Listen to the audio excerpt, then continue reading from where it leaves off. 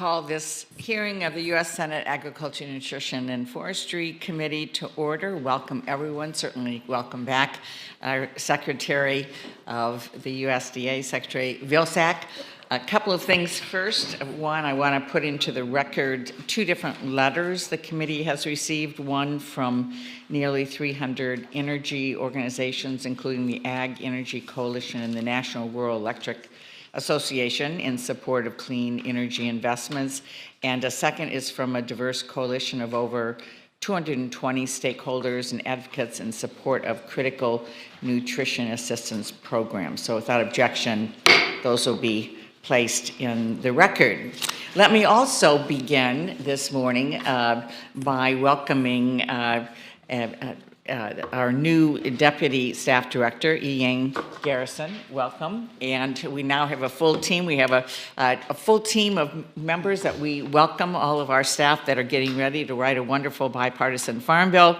As Secretary Vilsack knows, Ian comes from the department, and I thank him for sharing his talent. He calls it stealing, but we welcome that you have such wonderful, talented staff, and we are happy to have them join us at any time. So, but thank you again, in all seriousness, for being here and for your leadership, the work of the nearly 100,000 dedicated public servants at USDA is invaluable to American farmers, our rural communities, our food systems that support millions of families. The department's continued partnership with Congress will be absolutely essential to this committee as we work to complete a bipartisan farm bill. I've always said that the farm bill is a jobs bill. That is especially true for the 46 million people who live in rural America. Since the last farm bill, we have made historic investments to address the unique challenges faced by these communities across the country. New funding for programs like Reconnect is improving rural America's access to affordable, high-speed internet, creating new opportunities to connect people to jobs and education and healthcare. Historic investments in affordable clean energy and energy efficiency upgrades are working to lower costs and create new good-paying jobs in our communities. We've also made progress to address the climate crisis by providing historic investments in long-standing, voluntary, and flexible Farm Bill conservation programs. For years, these popular bipartisan programs have been oversubscribed and underfunded. New funding for the programs like EQIP, RCPP, are allowing us to finally address the backlog of initiatives and strengthen these programs. We also know that our farmers are facing traditional and novel challenges. While USDA projects that net farm income will remain above the 20-year average, and many commodity prices are at historic highs, so too are land, fertilizer, and other input costs. This is making it challenging for our producers to maintain their operations. Since the last Farm Bill, farmers received $70 billion in assistance outside of Farm Bill programs, including over $13 billion in response to weather and climate disasters. They have devastated crops, forests, and livestock. This is why I will continue to fight to expand and strengthen crop insurance and the Farm Bill disaster assistance programs for all our farmers. The future of our food systems rely on the investments we make today. The 2018 Farm Bill included strong investments in agricultural research, which helps our farmers develop the tools they need in the face of the climate crisis and other emerging challenges. These investments, as well as Farm Bill programs that support the next generation of farmers and agriculture producers, are critical to the long-term success of American agriculture. We must ensure that the Farm Bill continues to support the nutrition programs that serve as a lifeline to millions of people and families across the country. The SNAP program provides food assistance for more than 41 million Americans, 80% of which are children, seniors, veterans, and people with disabilities. The bipartisan 2018 Farm Bill directed a long overdue reevaluation of the Thrifty Food Plan, which had not been done since 1975, almost 50 years ago. This update resulted in a very modest increase to the average SNAP benefit of about $1.35 a day, an increase estimated to lift 2.4 million people, including 1 million children, out of poverty. Spending on nutrition programs does not rob resources from other Farm Bill programs, just as crop insurance doesn't rob resources from other programs when disasters hit and spending goes up. But threats that we are hearing from some, certainly not agricultural leaders, but some in the House, of reckless mandatory budget cuts will result in cuts to all Farm Bill programs, and I know that's something that no one in this committee wants. We cannot go backward at a time when our farmers and our families are counting on us to move forward. Turning to our national forest, let me finally just say I'm pleased that Congress provided additional tools to the Forest Service in the 2018 Farm Bill. We provided for expedited treatment of forests impacted by insects, disease, built on the successful Good Neighbor Authority to create efficient partnerships between state and federal foresters, and established competitive programs to fund, source, water protection, and land scale restoration programs. And these are very important tools to keep the health and growth of our forests.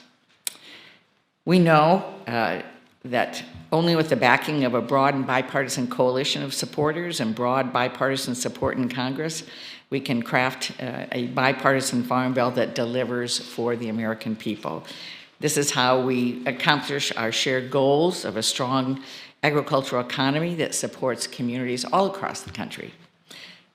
We are providing these families with the tools, these communities with the tools they need to thrive. And I'm so pleased our committee works so closely together to do that.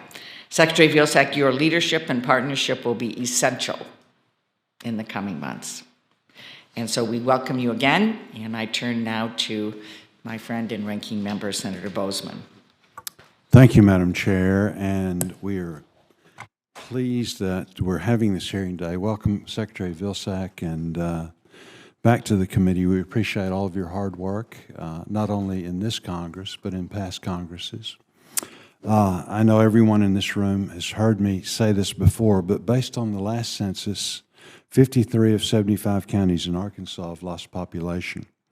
That is 71% of Arkansas counties. Across the United States, 53% of our counties, or 1,660 out of 3,140, lost population in the last census. I'm certain that all my colleagues on this committee are concerned about the hollowing out of our states and our country and the impact that this will have on the future of America. I know this has been a major theme of yours, as you've talked across America in the last 2 years. At the end of this Farm Bill process, I would like to go back to rural Arkansans and tell them that we put policies and programs in place that will improve their quality of life and give their children and their neighbors' children reason to return home. In my mind, ensuring this country has a vibrant and economically sustainable agriculture economy is key to accomplishing that goal. The headwinds for our producers are great. For only the third time in 55 years, we're expected to have a trade deficit in agriculture, and no two trade deals have been signed or are under negotiation. This will be the most expensive crop on record, at $460 billion, and follow last year's previous record of more than $440 billion. Farm debt is over $500 billion at $535 billion. Input costs are still high. Supply chains are easing but remain tight. Interest rates have rapidly increased and by percentage represent the largest cost increase our producers will face this year. Farm production costs have increased 28% or nearly $90 billion. Many do not understand the amount of capital required to farm these days. During the fiscal year 2022, the average size of the Farm Service Agency's guaranteed operating loans, often used for our young and beginning farmers and ranchers, was nearly $330,000. The capital cost of getting into agriculture is enormous, and farmers are going to have to rely more heavily on credit this year. How many other jobs require that you take out the loan the size of a mortgage or larger each year. And in order to pay that back, you must contend with the weather, the markets, the economy, and global politics. These are many of the reasons why when I meet with my farmers, they all tell me the safety net is badly frayed and needs to be reinforced. The 2014 Farm Bill was successful in moving agriculture away from direct payments to need-based support during times of low prices or low revenue. That was nearly a decade ago, and farm programs have not kept pace with the needs of modern agriculture and are not responsive in the face of pandemics or geopolitical pressures. The current safety net does not reflect the current levels of risk taken on each year by those that provide the food, fiber, and fuel we depend on. As we address these risks, it's critical that we not get consumed by a small farm versus big farm conflict. While 89% of the farms in the U.S. are classified as small by USDA and contribute nearly 18% of farm production, there are 3.2% of farms classified as large that contribute 46.5% of our nation's farm production. All farms are valuable. This farm bill will not neglect the small nor punish the large. We must also acknowledge that programs within this farm bill that relate to trade promotion, research, basic infrastructure in rural communities, bolstering the infrastructure to protect our flocks and herds, and so many other important programs must be considered. This farm bill covers much more than simply conservation, nutrition, and green energy, which have received a $300 billion windfall since the last farm bill. Before I close, I'd like to mention one final issue, the importance of a productive working relationship between Congress and the technical experts at USDA as we develop the Farm Bill. Senator Stabenow and I are proud of the accomplishments that we made in the last Congress. And in every instance where we've been successful, we've experienced constructive and timely technical feedback from USDA. The Keep Kids Fed Act, providing support for summer meals for children, and the Growing Climate Solution Act, which Senator Braun led, are examples, Senator Braun and Senator Stabenow led are examples of the great things we accomplished with USDA providing invaluable technical assistance. I am growing increasingly concerned about USDA's ability to provide timely responses, however. Just yesterday, I received a response to a letter I wrote to you in October, which was not entirely responsive. We really depend on USDA as we write the Farm Bill because we need to understand how the policies we're considering would be implemented. We very much enjoy working with your staff, but again, the lack of responsiveness lately has been disappointing. And it's not only from me, it's from members on our side of the aisle, and a lot of this is actually inquiries that are bipartisan inquiries. So it's something that I'd like for you to look at and see if we can resolve, because it really is going to be a key factor as we head into the Farm Bill. Thank you, Madam Chair. Thank you very much. And again, thank you and welcome, Secretary Vilsack. Secretary Vilsack is no stranger to the Senate Agriculture, Nutrition, and Forestry Committee, having been the only member of President Obama's cabinet to serve all 8 years. And he has reprised his role in the Biden administration, and we're very pleased about that. We're so fortunate to have his steady and experienced hand at USDA. As a former governor of Iowa, a former member of the Iowa State Senate, and a former mayor of Mount Pleasant, Iowa, Secretary Vilsack, I know you know all too well the importance of the programs we're discussing here today to rural America. So welcome again, and we recognize you for your opening comments. Madam Chair, thank you very, very much. And to Ranking Member Bozeman, thank you for the opportunity to be here this morning. Look forward to the questions and dialogue with the committee. Make no mistake, you folks have a very difficult job. A very difficult job. Crafting a farm bill is not an easy task, and it's particularly difficult in this day and age. I want to assure Senator Bozeman that we will provide timely and effective technical assistance. I would ask of you, Senator, and your colleagues that when you make requests for information, that you really just simply target what you really want and not provide a laundry list of things that could be considered to be somewhat of a fishing expedition. I think that will help us be more helpful to you in providing technical assistance. I'm going to put one issue on the table for you all to consider. The last 2 years of farm income were, in fact, from a net cash income perspective, a record set of years. Never before in the history of the country have we had net farm cash income at the level we've had the last couple of years. And as the chairwoman indicated, we anticipate and expect above average net cash farm income this year, notwithstanding many of the challenges that Senator Boozman outlined accurately. The challenge, however, is this, that nearly 50% of our farmers did not make any money at all in those record years. In fact, they lost money. Another almost 40% of our farmers made money, but the majority of money they made came from off-farm income. So in record years, nearly 90% of our producers either didn't make any money or did not make the majority of the money that they need to represent their families. Now, this is not a small versus large situation. This is a situation where 90% of our farmers need help. And I think if we are truly interested in making sure that they get help while respecting the important role that large commercial-sized operations play in providing the productivity that this country needs and the world needs, and if we're truly concerned about the hollowing out, as Senator Boozman has indicated, he is, and I believe he is, and I am too, of rural America, the important part of America, we have got to figure out how we can create more revenue streams for farmers, particularly those small and mid-sized producers. We've got to figure out ways in which we can extend beyond the traditional role of farmers benefiting from the sale of crops and livestock to figuring out additional ways in which that farmstead can generate profit so that they have multiple streams. This is not a new issue. I brought with me the first report of the Commission of Agriculture that was published in 1863, the first year of the department's history.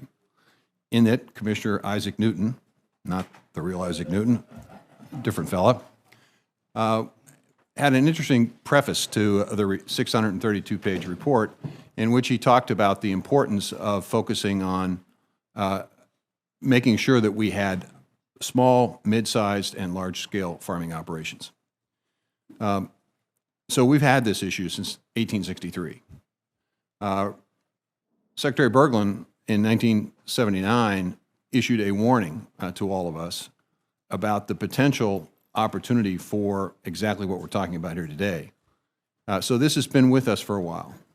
And fortunately, because of the passage of the American Rescue Plan, the Bipartisan Infrastructure Law, and the Inflation Reduction Act, we now are in a position to create seed money, if you will, for the establishment of multiple ways of farmers to profit from the farm besides and in addition to the sale of crops and livestock, which will provide more hope and opportunity for small and mid-sized producers and will create an entrepreneurial spirit, which I think will be able to allow small communities to attract young people back for an opportunity to expand and increase the population. So I'm excited about this. I want to work with the committee to ensure that as you're crafting this farm bill, that we address this issue because I think it's an important one, and I think it has a rippling effect. Look forward to the questions that the committee will ask, and with that, Madam Chair, I'll yield back. Well, thank you so much, and so appreciate your focusing on the fact that we need to support farmers to have more opportunities on the farm or revenue streams on the farm. I think that's a really important discussion and effort that we all need to work on together. I want to start just because this has been a discussion in the committee and in other places as well regarding SNAP, and just start from the beginning to say that we, in 2018 Farm Bill, asked for first update in 50 years for the Thrifty Food Plan. Did that update direct you to make sure that was cost neutral, Mr. Secretary?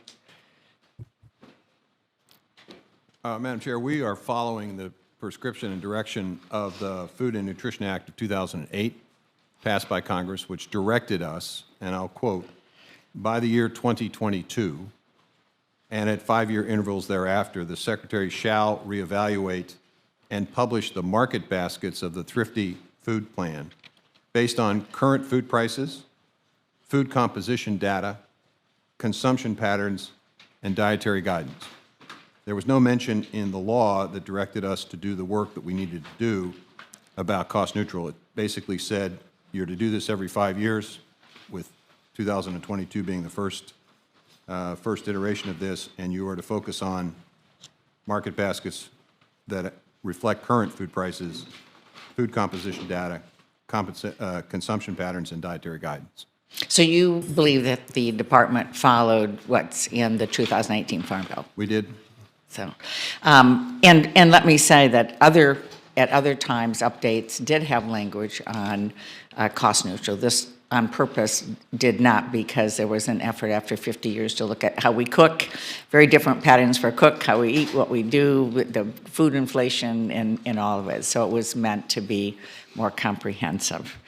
Let me ask you, last week our committee heard from CFTC Chairman Benham about the potential risk of fraud in emerging carbon markets due to a lack of regulation and guidance from the federal government. And as you know, working with the department, we appreciate the technical assistance last year. We passed the Growing Climate Solutions Act that Senator Braun, Senator Bose, and myself and others worked on, and it authorizes by law that we take first steps to protect farmers who engage in carbon markets.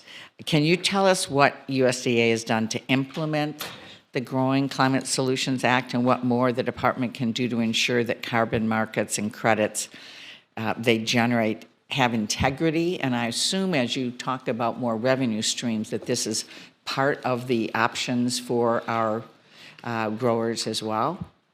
That's correct, Madam Chair. We are focused on responding to the direction in the Growing Climate Solutions Act to provide a report to this committee by August of 2023. And we are in the process of putting together the team that will essentially do the groundwork surrounding that report. We will also be looking at and doing a review of the existing carbon market system today. I think we're going to learn a great deal from the 141 projects that we're funding under the Climate Smart Ag and Forestry Commodity Partnership Initiative, because many of those initiatives are also establishing and working on trying to maintain and support a variety of markets, not just carbon markets. There are roughly 24 regulated markets, or not regulated markets, 24 markets that exist today that we can take advantage of with climate smart practices. Carbon markets are one of them, water markets, biodiversity markets, a whole variety of markets. And so this is a strategy, I think, which is important, and we want to get it right. But to get it right, we have to understand where things are today, and then we have to determine whether or not there need to be improvements and how we would, at USDA, ensure that farmer participation in these markets is appropriate. I would say one last comment, which is that we have to make sure that they are farmer-friendly, that they are usable by farmers. Many of the carbon markets that exist today are not really structured for farmers. They're structured for investment banks and so forth, and that doesn't really work very well in the countryside. Thank you. And it's so important that we have integrity in the measurements and the processes, and so this is real. And the good news is our farmers know. I remember in the last Farm Bill, the corn growers brought us the demonstration project on healthy soil, and it's really, the farmers know that the more carbon in the soil, the healthier it is, and the healthier it is for all of us, because that carbon's not in the atmosphere hanging around causing climate weather disasters. And so it's certainly a win-win, and we want to make sure this has integrity. Every major commodity group is involved in this partnership initiative, and we have nearly 100 universities and colleges working to make sure that we do a proper reporting, verification, measurement, monitoring of the results. Thank you. Let's talk a little bit more about local economies and supply chains. And I know that you and the department have done so much work on this, and we've seen what happened as a result of the pandemic in broken supply chains. But our small and mid-sized farmers need new and better markets. And in Michigan, we saw how impactful programs like the Meat and Poultry Processing Expansion Program were to our Michigan turkey producers, supporting their work to expand local processing capacity. How do you anticipate recent investments in the food supply chain will improve local marketing opportunities? Well, let me talk about the meat and poultry processing as an example. In addition to providing nearly 3,000 facilities assistance and help on inspection fees, we've also helped nearly 277 facilities expand market opportunities by allowing them to be able to sell across state lines, expanding their markets. We've announced 31 projects already where we're providing grant money to expand or to build new processing capacity. That's going to strengthen local and regional food systems. We are not finished. We have more work to do. You'll see more announcements over the next several months of additional projects that we're funding. You'll see a second round of resources being made available.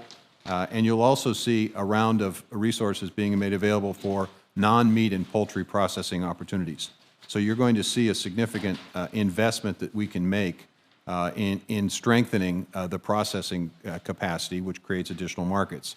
And this is important, particularly for small and mid-sized producers, because it creates the opportunity for them to negotiate, to have a different market opportunity, to be in a situation where there's competition for whatever it is they're growing and raising. Unfortunately, in too many parts of the country today, there's just a single market, and you've got to take the price of whatever it is on that particular day. Thank you. And as we're looking at the next Farm Bill, look forward to any suggestions you have about how we should be expanding that effort or extending the life of the programs. I certainly hear from a Michigan perspective that this is something of great interest to folks. So at this point, I'm going to turn to Senator Bozeman, indicate to the committee, I think everyone's aware we've extended the questions to a 7-minute round rather than 5, so we have ample opportunity to talk to the Secretary. Senator Bozeman. Thank you, Madam Chair. Mr. Secretary, in regard to the no direction in the law with the Thrifty Food Program, I guess the problem with that is that the no direction law regarding it being revenue neutral. Yet through the technical assistance process, which USDA is intimately involved in, CBO determined that it would be revenue neutral based on the information that USDA gave them during that administration. So I understand your argument, but I just don't think it holds water. I don't think that Secretary Perdue thought that this was going to be a revenue producer of $300 billion, nor did anybody on this committee. So those are the facts, and that's really what GAO alluded to in their report. Senator, with all due respect, I don't think I necessarily am bound by what Secretary Perdue decided while he was Secretary. You're bound by what this committee wanted to do, what CBO wanted to do, and we're not bound by you finding loopholes to try and do things as you wish. Not a loophole, Senator. We're basically taking a look at the law that was passed by Congress directing us to take into consideration a number of factors, and one of those factors is consumption patterns, which have changed. One of those factors is current food prices, which clearly were different than they were 45 years ago. Part of it has to do with the activity of families. Part of it has to do with the mix of what families are purchasing. And to the chairwoman's comments, there was a time when it was assumed that people were spending an hour and a half preparing food from scratch, and that was a basis upon which the Thrifty Food Plan was initially created. Well, I'm pretty sure that's not the case today. But I agree with all of that. My point is that when you're going to spend $300 billion, you come to Congress and you say, this is a problem, we need to address it. Let's work together to sort it out. So I'm not saying that it did need to be updated or necessarily that we didn't need to spend some money. But the idea that an agency can spend $300 billion without congressional direction, the entire The last bill that was the Inflation Reduction Act was only $750 billion. So this was a massive amount of money, and it wasn't done right. In regard to the comment that I made, getting technical assistance in the answer to simple questions, you all don't get to decide what is a fishing expedition. We have the right to ask questions. We've got 50 outstanding, questions. We've got a bunch of technical assistance that people are trying to write bills from. And again, we simply aren't getting the information. Well, I don't think that is a fair evaluation, Senator, of the work that we've done over the last 2 years to try to be responsive to concerns that you've expressed. For example, you expressed concerns about a situation in Dumas, Arkansas, and our team has worked. And you did a wonderful job. Well, and that's an example of us willing to work with you when there is a need and an issue, and we're more than happy to provide the information that you need to craft a bill, to improve a bill, to determine whether or not provision should be included in a bill. Well, I'll be glad to make the list of the 50. And again, it's not me, it's us. And I would say that I have to speak for themselves, but both sides are having this problem. I'd like to discuss the Climate Smart Commodities Pilot Program. This is something that we're hearing from producers. Can you tell us which agencies within USDA and which agencies or offices within the federal government, such as EPA or the White House's Council on Environmental Quality or any other agency, will have access to the data generated under the projects? The information that's going to be requested from the projects will be funneled through the project leader. Each of these 141 projects have a leader. Those leaders will essentially accumulate the information and will provide cumulative data. So that it's not a situation where specific information on a particular farmer's farm is going to be provided or shared. But we will have cumulative information because we want to know what works and what doesn't work. So who will control the data and who's responsible for its protection as well as the protection of the producer privacy? We're running this program primarily through our FPAC mission area. NRCS obviously will be involved. Farm service agencies are involved. Will the producers be made aware of how the data that is generated from projects they're involved in, how it may be used? Yes. Okay, very good. Current law allows states to waive the time limit for able-bodied adults without dependents when they have more than 10% unemployment, when an area does not have a sufficient number of jobs to provide employment for the individuals. How do you define a sufficient number of jobs? Well, as a former mayor and a governor, you have a general sense of your state or a general sense of a region within your state that has suffered a particular circumstance or situation. We're dealing with some of those circumstances right now as we speak in Ohio and Western Pennsylvania. You know the impact of a disaster. You know the impact of a plant closing. You know the impact of high unemployment in a particular specific area of the state or across your state. You keep track of that every single month. So you are aware of the economic circumstances within your state. And that is, I think, the basis upon which governors make the decision to request the waiver or not. When will you start accepting waivers, ABOD waivers? Well, I think at this point, the current state is based on the public emergency declaration, which expires in May. And I would assume at that point in time, states that are faced with a circumstance or situation where they deem it appropriate to request a waiver will request it. We'll then make a determination whether it's appropriate or not. Good. Thank you, Mr. Secretary. Thank you, Madam Chair. Thank you. Senator Durbin. Thank you very much, Madam Chair. And Mr. Secretary, it's good to see you. You and I have had several discussions about SNAP benefits for people who are gathering together and whether or not they are appropriate under the law. I asked one of your staff, leaders in the Department of Agriculture, and she said despite the fact that the agency had paid out these SNAP benefits for 20 years, it was the result of a mistake. We are now trying to resolve this so that these elderly people in my state, some 8,000 of them, are not denied basic food benefits, and I hope that you will continue to work with us to try to find a solution to this problem. Yes, sir. Thank you. So, Mr. Secretary, we all know, you and I know, the Midwestern farmers better than most, and know that they need solid proof before they are convinced of most things. 10 years ago, I started asking visiting farmers a very basic question in the groups that came, Farmers Union, Farmer Bureau, and such. Do you believe that human activity has any impact on our climate and environment? And to be honest with you, for several years, no one raised their hand. There was some skepticism about that premise.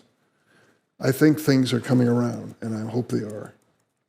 But I want to ask you, the policies of our Department of Agriculture and proposals in the Farm Bill when it comes to 2 or 3 basic things. One of the issues is the creation of solar farms.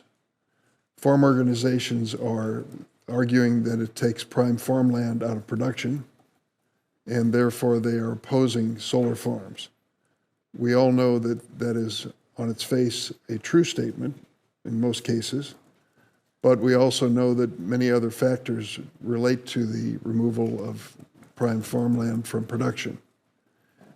Do you see a way that we can deal with marginal or unproductive land as a source in rural areas for solar farms and get engagement from our farming community in this national effort? I do, Senator, and the reason I do is because of the Inflation Reduction Act and the historic amount of resources provided under the REAP program, which could create the basis upon which farms could be established. I think it is important for us to encourage the utilization of that opportunity on highly erodible land, on land that is not as productive as it needs to be or should be, and as a result can create a new revenue stream for farm families. I think it's also important for us to look at our CRP program in that same vein. I also think it's important for us to look at creative ways in which those solar farms could coexist with additional operations. I know that there are many sheep operations that essentially combine solar farms and raising of sheep. The sheep basically maintain the vegetation, and then that sheep then becomes processed for a local and regional food system. So there are ways, creative ways, to have solar farms and a livestock production facility operation, for example. I want to explore that. I also want to address one other aspect. As of October, maybe September of last year, my wife and I became electric power generators in the city of Springfield, Illinois, by installing solar panels on our roof of our home. We're not the first in the city to do it, but the first in our neighborhood for sure. The net impact is that our electric bill has gone down from $115 a month to $15 a month. And that's good news for us, and I think it shows that the investment was worthwhile. So I started asking the question of farmers who visited whether they were looking into this concept of net metering. And I can recall one farmer said to me that he wanted to install a major solar panel array on his 3,000 head hog operation and benefit from net metering because he ran fans 24/7 for the livestock. He ran into a problem. It turned out the electric co-op did not have transmission lines sufficient to deal with net metering. And so we're still trying to help him, and there may be a way out.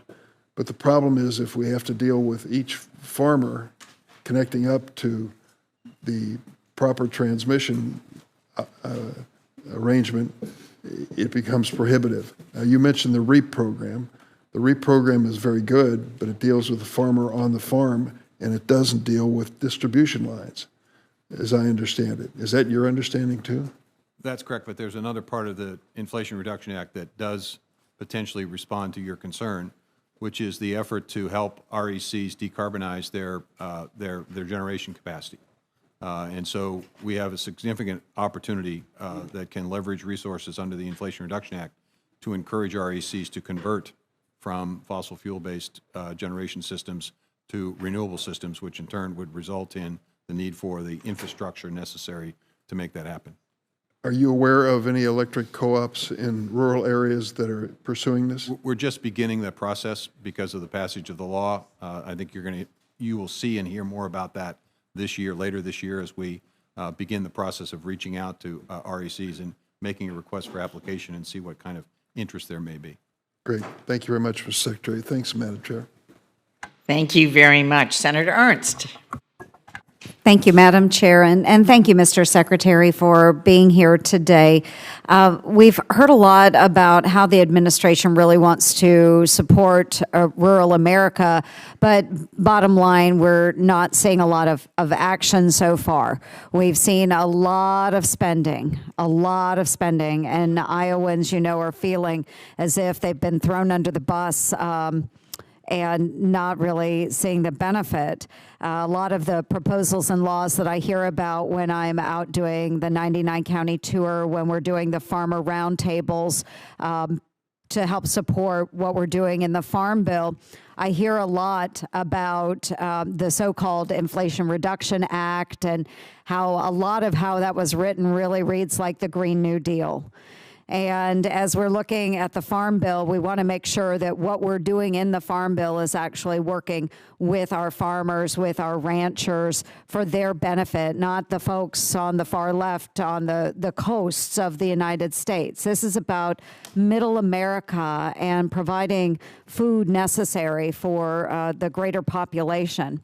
We know that this administration is focused heavily on green energy, which on its own, that's great, but there is such an ardent push towards electric vehicles that, and you know how I feel about ethanol, that we have this ready-made available resource in the Midwest that's cheaper. It's a cheaper energy solution than some of the proposals, such as the electric vehicles. And we really feel that it deserves full attention. So I know ethanol biodiesel is not, it doesn't fall under the jurisdiction of this particular committee, but it is something that is very beneficial for our farmers. The president has been very insistent on returning to a number of harmful, overreaching regulations. And again, as I'm out across every one of my counties, and you know those counties very well, every one of those counties, when I do a town hall, when I do a farmer roundtable, WOTUS always comes up. And here we are returning to the Obama-era regulations of waters of the U.S. And it doesn't matter what group it is, farmers, small business owners, county secondary roads personnel, they are all just very upset about WOTUS regulations, and they feel they haven't been heard. So folks are struggling, Mr. Secretary. They're struggling in Iowa. They're spending more, they're getting less, and especially in the most rural of our communities. We've got to stop the out-of-control partisan spending. We need less regulations, not more. And so I want to focus on our livestock sector because this is maybe where you can help us out here. So Secretary Vilsack, the livestock producers were hit very hard during the pandemic.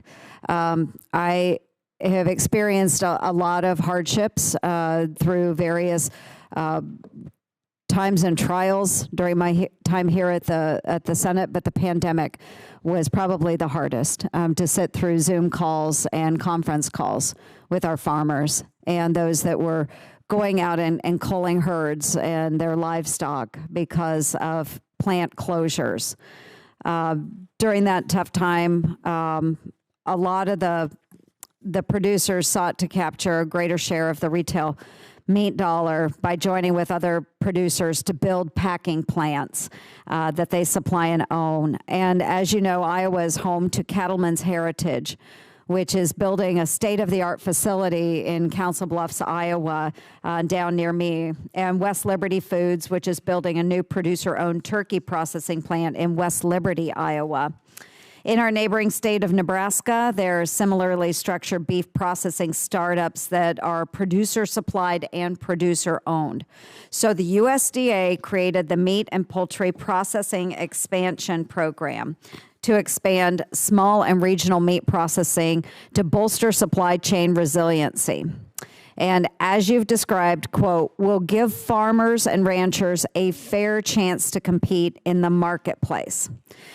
End quote. So thus far, grants totaling $157 million have been awarded. So that's a good thing. We've got grants going out the door.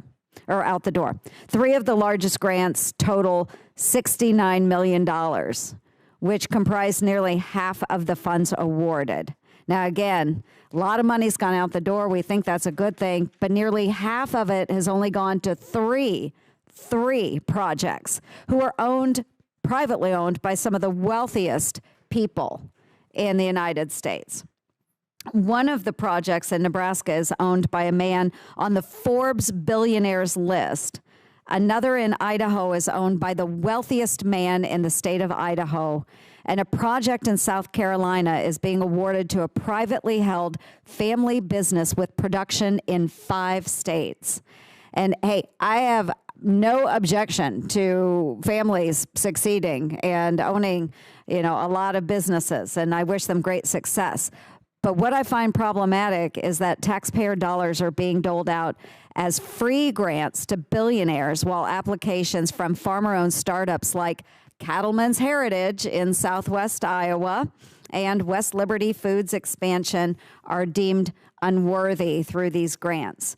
So, Mr. Secretary, what is the criteria that has been used by USDA to determine who is getting grants, and why are we seeing that billionaires are being awarded those grants over smaller-owned startups? Well, Senator, first of all, the Iowa project you mentioned is actually on the list that's currently under review. And we're in the process of finishing the environmental review that is required under NEPA before grants can be issued. So just be patient. I think you're going to find that is a project that merits additional investment. That's going to be forthcoming. The level of investment is based on the application that people submitted. Some of these plants are very small. A Charles City plant, for example, very small, needed $8 million, and we provided it. A Cherokee plant needed several $1 million, we provided it. So Iowa's received several grants already, and I anticipate and expect they're going to receive at least one more, for sure. And then there's the circumstance of the second round of resources. So the criteria is based on independently owned, that they're not part of the big 4 packing operations. We obviously are investing in farmer-owned cooperatives that are in processing. We are very conscious of where the need is based on the consolidation of livestock operations and livestock that's being raised. And so we're trying to make sure that we are doing a good job of spreading this out in a way that actually meets the market demand and provides these producers more than one market. And so we're excited about this. We think the 31 projects we've funded already are good projects and are going to expand market opportunities, but we have not stopped. But there are going to be more. For sure, there are going to be more, a lot more. And I appreciate that, and thank you. I think it is important that we have support to some of these smaller, again, farmer-owned, operated facilities. I think the discouraging part is when we do see such incredibly large producers, those that are on the billionaires list, receiving, rather than a loan, they're receiving the free dollars from our taxpayers. But we can certainly talk through that as we look at some of these programs for renewal in the Farm Bill. So thank you, Mr. Secretary. Thank you very much. Senator Lujan. Thank you, Chair. I really appreciate this. First, good morning to you and to the ranking member and to everyone here. Mr. Vilsack, Mr. Secretary, I thank you for being here as well. And last time you were before the committee, as you may remember, New Mexico was facing some really large fires, the largest in our state's history. And I just want to say I appreciate your support and your help to keep in mind the families of New Mexico and the challenges that those families are facing. So thank you for that. As you would suspect, not all families have received all the support that I hope that we'll be able to work together to ensure that they benefit from. But the way that the teams are working now and the attention, I just want to recognize that.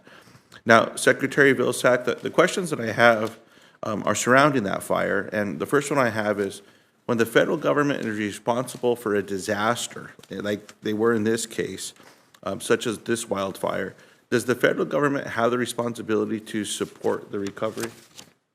Absolutely.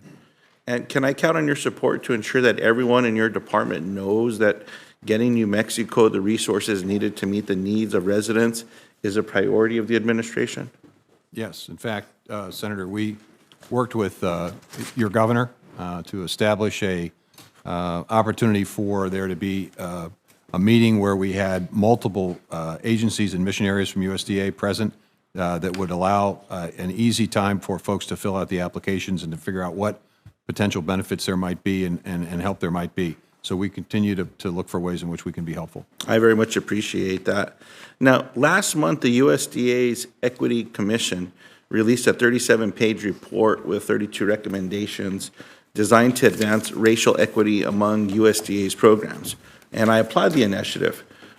In order to better implement these recommendations, accurate data matters. So I want to applaud and encourage that deep dive. Now, in March of 2022, I sent a letter to USDA asking for a breakdown for New Mexico based on gender, race, ethnicity for farmers and for programs. And earlier this year, I received a response, and the numbers concern me. They're a bit startling for me in New Mexico. And one of the reasons is this: Hispanic or Latino producers constitute about 34% of the farms back in New Mexico.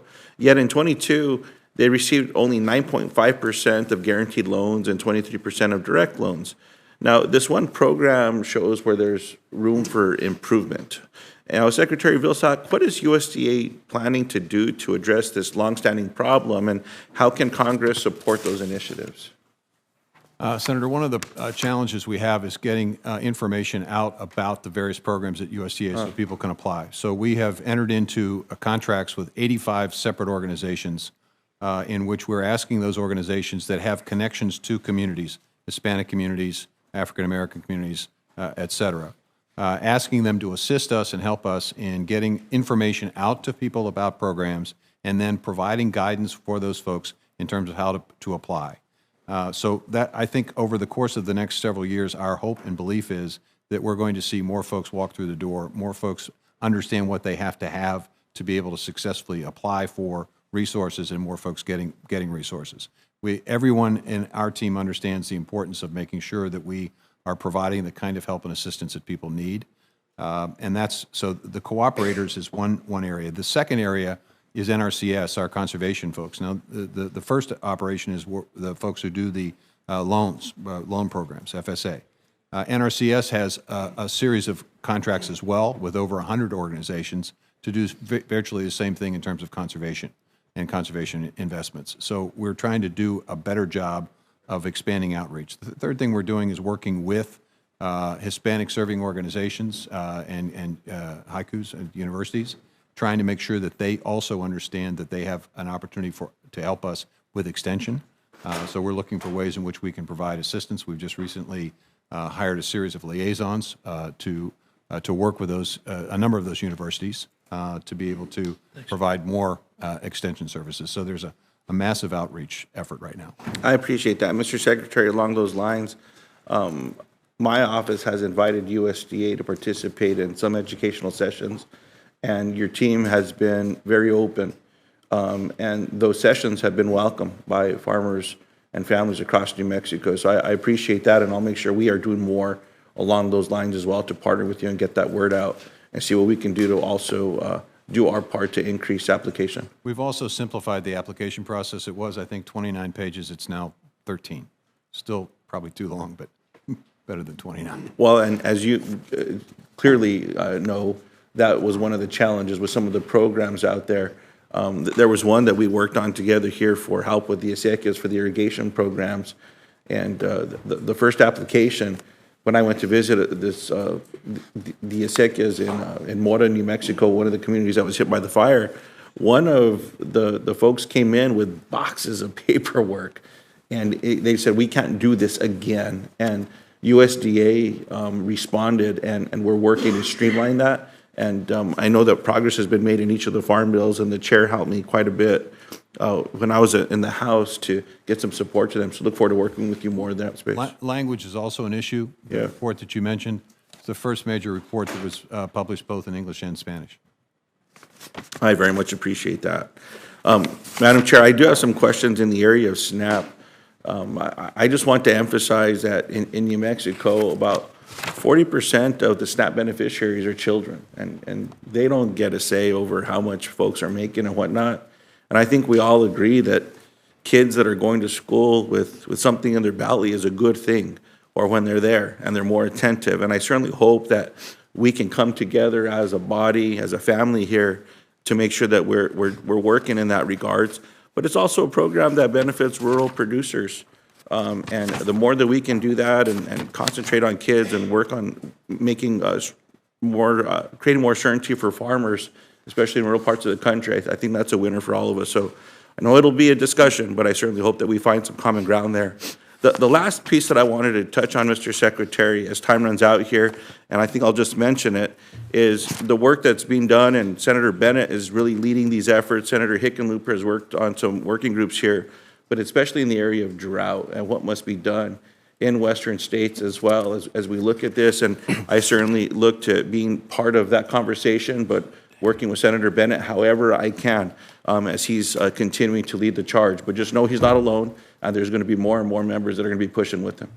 Madam Chair, can I just, 30 seconds on this? Yes. Yeah. We just issued the Water in the West Working Lands document at USDA, which is going to drive our efforts in terms of drought in the West. We've identified 6 major challenges that producers face, everything from forecasting to more precision utilization of irrigation, and 13 different strategies that we're going to provide resources. Again, the Inflation Reduction Act and the conservation resources that are in that act can help fund that. And so we're interested, and we've also recently announced $25 million towards the Water Smart initiative that the Department of Interior has in terms of drought. So there is a specific focus on drought coming out of the USDA. Thank you very much. Senator Marshall. Thank you, Madam Chair, and welcome back to the Ag Committee, Mr. Secretary. On behalf of my farmers and ranchers, I just want to say thanks for you being a strong voice at the White House, interacting with the administration, especially where the EPA meets agriculture. The EPA reached out to USDA for comments on atrazine mitigation practices on March 1st, 2022. Your Office of Pest Management recommended EPA add additional mitigation practices and augment some others. In the proposed rule ultimately published by the EPA, none of the edits, let me say it again, none of the edits or suggested mitigations from USDA were involved or included. EPA similarly hasn't considered your comments on rodenticides as well as chlorpyrifos. Considering EPA is refusing to meaningfully consider USDA OPMP's comments, would you support legislative action requiring them to respond to your career experts on pesticide issues publicly in the Federal Register? I think it's important to have a respectful relationship between two agencies, Senator. I think it's important for us to continue to have the opportunity to provide input in terms of the impact of whatever EPA is considering. I would hope that under circumstances they would consider the career folks at USDA because they come with good information and good data. I think it's be interesting to see how you would craft that in terms of one department basically overruling another department. I'm not sure I want the EPA telling me how to run the Department of Agriculture, so I just be careful in terms of how you. Do you feel like the EPA is listening to your experts?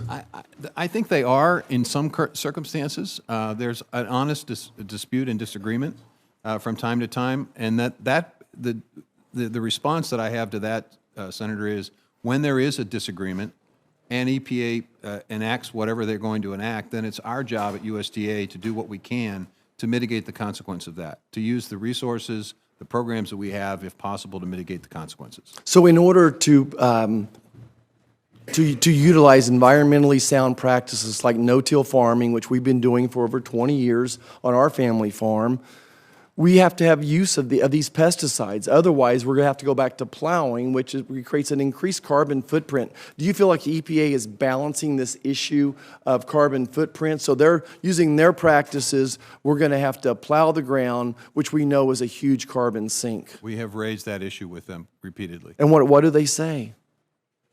They have a disagreement with us, Senator. Okay. I don't know. Thank you. Next question. Before the Eighth Circuit, attorneys for the Justice Department suggested that USDA are not experts on the uses of pesticides. They use this argument to try to convince the Eighth Circuit judges to ignore a letter you sent to former Representative Hartzler and members of Congress standing by the science of pesticides. Specifically, as your department is working with USTR to end the GMO ban by Mexico, do statements like these harm your efforts to advocate for American farmers? It makes it difficult because it creates confusion. Appreciate that. Next question is about the CCC discretionary fund. About a year ago, we sent a letter to the GEO with our farmers' concerns. These are not my concerns. These are my farmers' concerns about the way the USDA has been using the CCC. Well, I'm still waiting on the response. I'm worried that the Farm Bill negotiations will be hindered, especially if you believe that the USDA can use the CCC for programs that we ultimately decide not to include in the Farm Bill. How can we be confident in negotiating in good faith if USDA continues to create programs without congressional approval under CCC discretionary fund use? Well, to be clear, Senator, we don't create programs without making sure that they fall within the direction that Congress has provided in creating the CCC. For example, when we did the partnership initiative, it is focused on creating market opportunities, which is clearly within the purview of the CCC as established by Congress. So we're not working outside the bounds of what you all have created and directed CCC to do. And I'll tell you, it is an incredibly wonderful tool to respond to things like a need for fertilizer, the need for us to expand production of fertilizer here in the U.S. CCC is giving us the opportunity to create resources that will allow us to be more self-reliant on fertilizer and hopefully over time reduce the cost of that to producers. So we're very careful to stay there are two issues here. We're very careful to stay within the statutory language that authorizes the CCC expenditures, and we never, ever, ever put at risk the Farm Bill programs that require CCC funding. So certainly, again, we agree on the same goals. We certainly believe that fertilizer costs are a huge input problem right now. The number one driver of that is the cost of energy. But certainly, our farmers and ranchers feel like how you're using the CCC is outside of the law. And I think that we need to be able to better understand that. Senator, with all due respect, when we did the Partnership for Climate Smart Agriculture initiative, we had the Farmer and Rancher and the Food Alliance, which was made up of the major commodity groups, Farm Bureau, National Farmers Union, corn growers, soybean growers. In fact, they are participating as participants in this effort, say to us two things. One, Mr. Secretary, do this. Do it in a voluntary, incentive-based, market-based way. And two, Mr. Secretary, fund it through the CCC. These are the major farm organizations telling us how to fund this. I appreciate that. Last one is on trade. Yesterday, the Senate confirmed a new ambassador to India. We're lacking strong trade agreements with India, EU, and the UK right now. And this administration's not asked Congress for a new TPA, Trade Promotion Authority, as well. What concrete steps have you taken or do you intend to take to convince the administration to open up new markets for American agriculture, especially when your department is predicting a record agriculture trade deficit? Well, to be clear, the last 2 years we've had record exports in agriculture. And I think it's important for because us. of commodity prices, but go ahead. Well, nevertheless, they're records. Yeah. And the challenge, I think, is to build trust in this country in trade. Agriculture, farmers understand the importance of trade because of historic surpluses. They understand it. They appreciate it, but that's not true of all industries and not all parts of the country. There are folks who believe that trade is not. So do you have any concrete steps that you can let us know what's happening on the trade side of agriculture? Sure. There's the framework, the Indo-Pacific framework. There are negotiations with the EU on a variety of SBS issues. There's the issue involving Canada and trying to make sure that they live up to the USMCA with dairy. There's the issue in Mexico in terms of the ability to assure that biotech corn can be used. There are tariff reductions in Vietnam that resulted in more pork sales. There are additional issues in Central American countries where we have created additional opportunities. There's a whole variety of things going on in the trade front that don't necessarily require free trade agreements, but they do require breaking down barriers. They do require restoring trust. They do require saying when we have a trade agreement, we're going to enforce it. And that's precisely what we're doing with the USMCA. Yeah. Thank you, Mr. Secretary, and I yield back, Madam Chair. Thank you. Thank you very much. Senator Bennett. Thank you, Mr. Secretary. It's good to see you again. Thanks for coming back. It won't surprise you to know that I'm going to start with drought, our 1,200-year drought in the Rocky Mountain West. We reintroduced our bill to protect our watersheds and do what needs to be done with our national forests, the Protect the West Act this week.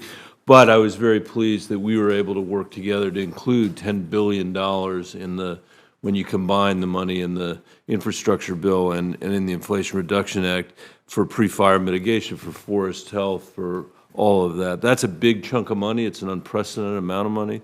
It's a lot less than the $60 billion that we've spent the last 5 years fighting fires in the West. But as you know, and I know you know this, it's a much cheaper way of dealing with the issue that we're confronting. I wonder if you could just give the committee an update about how you guys are thinking about spending that money, getting it on the landscape, and making sure we make the most of what Congress has appropriated. The first thing that we needed to do, Senator, was to identify where the most significant fire shed risk was in the West, and we have identified that in 21 priority landscapes, 250 fire sheds within those landscapes, roughly 45 million acres all told. We are in the process of investing nearly $1 billion over the next couple of years in 134 of those 250 fire sheds in an effort to try to mitigate and reduce the risk of catastrophic fire, which is a serious issue. So there is resource being spent there. There's also resource being spent in helping communities become more resilient to fire adaptive communities. That is also part of what we're doing. And finally, we're working to reforest. We have a fairly significant and pretty aggressive goal of doing hundreds of thousands of more acres of reforestation, and that project is also being funded because of what you all did on the Replant Act. So there's a variety of activities going on. Thank you, Mr. Secretary. Look forward to staying in touch on all that. As the chair knows, like everybody else in this committee, I've had Farm Bill listening session after Farm Bill listening session. I think we've had 26 in Colorado so far, and we're headed to a record because people are really interested. And I want to thank you for coming out to Talbot Farms in Palisade for one of those early on. And there in that conversation with our producers, you know, you heard something I hear everywhere I go, you know, which are concerns about programs like EQIP and CRP and USDA Rural Development Community Facilities, the fact that they're exceedingly burdensome in many respects for Coloradans to access, slow to access, and sometimes it has to do with understaffing, sometimes it just has to do with the bureaucracy not getting back. And we've had this conversation before. You are fortunate, I think, and the country's fortunate to have you in this job a second time. And I just want to hear a little bit about what you're doing to make the place a little more customer friendly than it's been historically, and what we can expect to see coming forward. When I came back to this job, there were 6,500 fewer people working at USDA than before. So first and foremost, I mean, it's amazing. That's an amazing fact. And the morale was very, very low. And so it was necessary for us to rebuild morale, and it was also necessary for us to rebuild the workforce. We are doing that. We are hiring more people in NRCS. We're hiring more people in the Farm Service Agency. We're hiring more people in rural development. we have made an effort through the budget to be able to hire more folks. It is a challenge. It is a challenge because our compensation system now today is not competitive.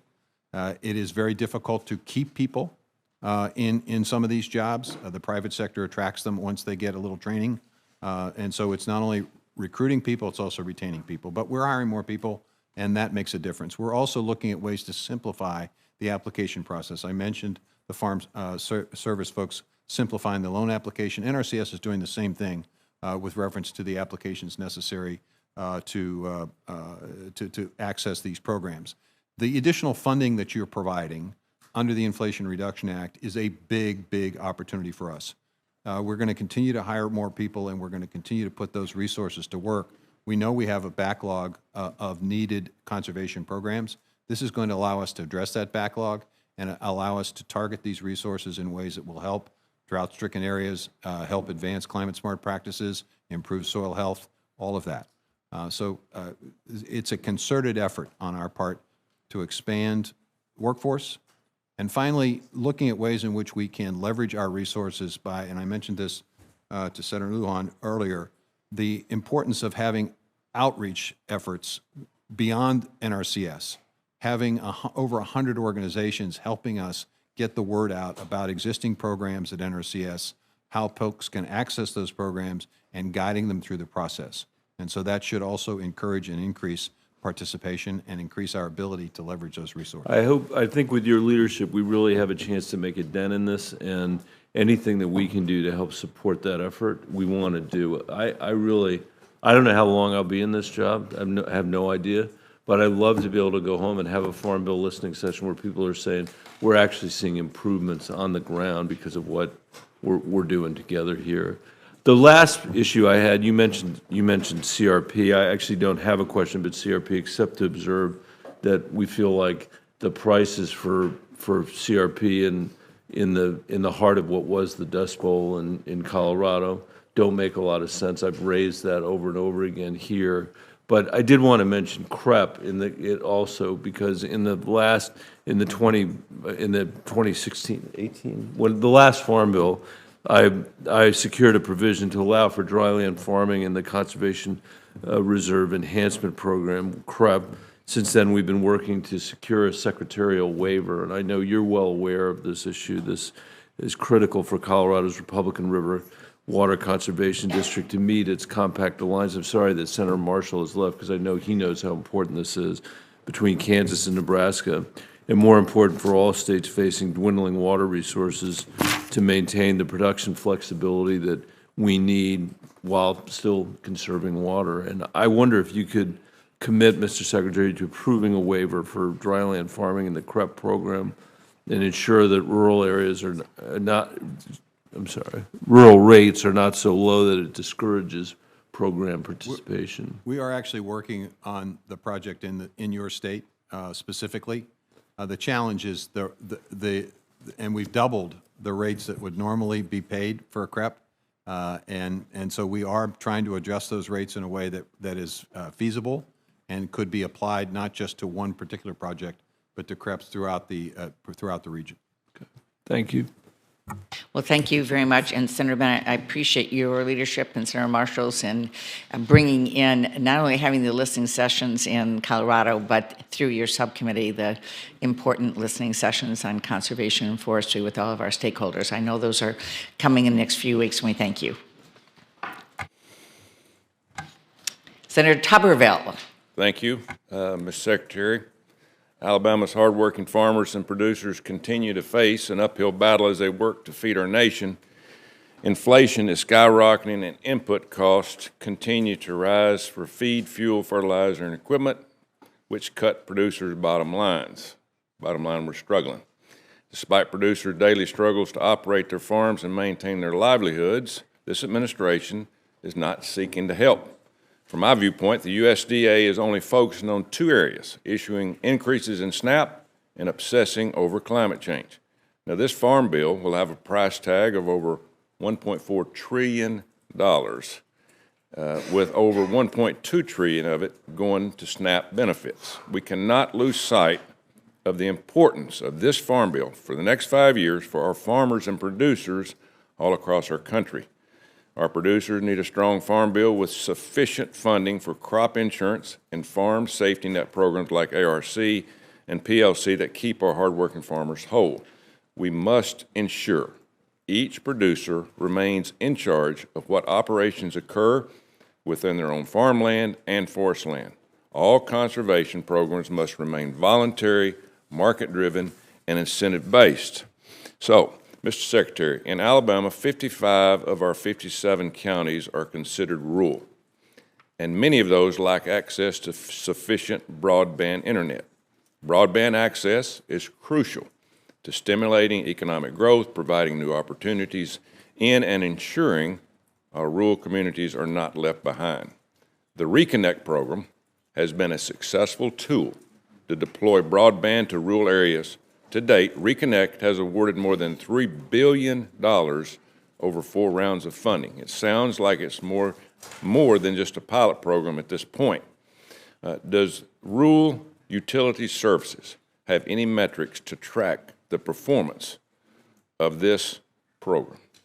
Yes, they have an extensive effort. I asked this question of my team recently. There is an extensive follow-through with the implementation and expansion of opportunity that Reconnect provides. Now, understand, Senator, Reconnect is with existing programs that basically encourages higher upload and download speeds. In other words, it improves existing programs. It doesn't address the issue of unserved areas. That issue is going to be addressed by the Commerce Department and the FCC once the maps of states are finalized and approved that show where the underserved areas are. There's roughly $63 million from the infrastructure law that will go into serving and to meeting that unmet need. But right now, we are focused on improving the service that does exist. And we, as you pointed out, we have approved a number of projects. There will be another round of approvals and awards here coming up in the next couple of months. Thank you. Poultry industry is a crucial economic driver for my state. It represents 65% of Alabama's agriculture income and provides 86,000 jobs. Considering the U.S. exports approximately 18% of chicken meat production, which is valued at over $4 billion annually, we must maintain strong trade agreements in our export markets. I am concerned about HPAI vaccine mandates impacting those markets, as most nations do not accept imports from vaccinating countries. It is my understanding that the use of an HPAI vaccine will not eliminate or eradicate the virus, similar to the COVID-19 vaccine. Since a vaccine will not keep birds from getting the virus or eradicate the virus from the U.S., do you think it is a useful tool? At the present time, there is no vaccine for the current HPAI virus. There are a number of vaccines that are in the process of being developed. There's a long way to go, Senator, before we can say we have a vaccine. Then there's additional steps that have to be taken in order to determine the impact and effect of a vaccine on the ability to sell product overseas. There are a number of countries that will basically shut off exports if the meat has been vaccinated, if the poultry has been vaccinated. So I think there's a process there, but we're a long way away from having a vaccine that is effective and a long way from having a vaccine that the rest of the world accepts. I hear concerns from my farmers in Alabama about, especially our poultry farmers, lacking sufficient access to financing.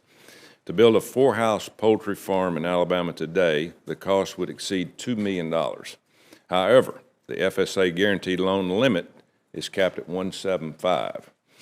This presents a significant problem for our young farmers and people who want to get into poultry. Do you think we should increase the cap for guaranteed loan size? Well, I think it's important to provide the department with as much flexibility as possible to try to meet the need as it evolves, not only in this area, but very specifically in the disaster area. I know it's not part of your question, but I think it's important for us to have enough flexibility to be able to use disaster programs creatively when we're faced with a mega drought or faced with circumstances that weren't anticipated when you all passed a farm bill. Do you have a limit in that you would? I don't, but I'll tell you what, we'll let us think about that and we'll get back to you. Thank you, because we're struggling. You know, with The problem with the limit is that there's, eventually you get to a point where the limit is, Oh, I understand. Yeah. Inflation, right? well, it's inflation, but it's also the cost of the size of operations. I mean, there's a multitude of factors, and our focus, frankly, is on making sure that when you make that expenditure, that you got a fair shake with your integrator, so that the rug isn't pulled out from under you, which is why we're looking at the Packerson Stockyard Act. I was disappointed to hear that, we, in the U.S., our trade deficit is $14.5 billion in agriculture last year. And I believe we need to support our producers in opening new markets, and we talked about that earlier. I understand that because of changes made to the Export Credit Guarantee Program, our ag exporters are using that program less. In light of this, what is the USDA doing to ensure our producers have the ability and access to financing options to export their products? Actually, if you're talking about the GSM 102 program, we actually did adjust those limits. We were under a restriction based on a resolution of a case involving Brazil and its retaliation against the U.S. in a cotton case. But we recently amended that program to comply with the Nairobi protocols, which provides greater access. And that program is actually being used, I believe it's actually being used more than it was before, but we can check on that. Yeah, one quick question. President Biden said in the State of the Union that we're going to be done with fossil fuels in 10 years. My farmers are asking me, are we going to start getting tax credits for farm equipment? Manufacturers going to start getting tax credits for making a non-fossil fuel machine? We don't need to start thinking about that 8 years from now. We need to start thinking about that now. What's your thoughts on that? Well, I'm interested in making sure that we have resources available to farmers, and that machinery that is available is not just available to folks who have large-scale production systems. I was pretty struck by the work that's now being done to try to miniaturize some of this farm equipment. I think we're going to continue to have a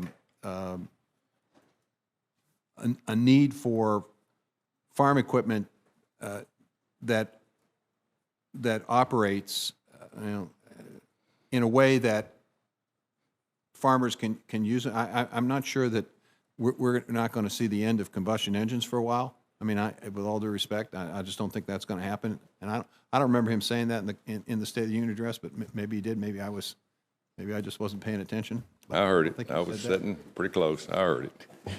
Thank you, Mr. Secretary. Thank you, Madam. Thank you very much. Senator Booker.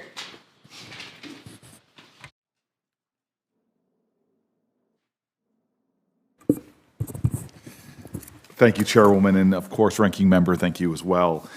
Secretary Vilsack, I was really pleased to see the release of the proposed rule on the voluntary product of the USA label. I completely agree, as your new rule proposes, that meat sold under the product of the USA label should be from animals born, raised, and slaughtered in the United States. I also want to mention my support and appreciation of your work to move forward with key Packers and Stockyard Acts regulations to provide transparency and fairness for our nation's livestock and poultry farmers. This is really, really important. The GIPS rules are long overdue to address the abuse of contract farmers by big integrated meatpacking companies. And it is not just the farmers that these companies mistreat. It is recently come to light that immigrant children were illegally employed in some of the most dangerous jobs at meatpacking plants owned and operated by companies such as Cargill, JBS, and Tyson. The meatpacking companies outsourced this work to egregious labor violators and now are trying to shield themselves from responsibility for violations committed by their contractors, who hire children to work long overnight hours for low pay cleaning equipment such as skull splitters and bone cutters. These big meat packers have a long history of failing to protect workers. Meatpacking plants are so dangerous that there are an average of 2 amputations every week for meatpacking workers. Meanwhile, these companies continue to use outsized influence and power to be awarded multi-million-dollar contracts from the federal government. Following a prior series of criminal and civil actions against JBS for bribery, price-fixing, fraud, You stated, Mr. Secretary, that the U.S. government could not stop awarding these contracts to JBS because the companies have so few competitors. I hope you agree that we should not be rewarding multinational corporations who exploit children and ignore our labor laws with lucrative government contracts.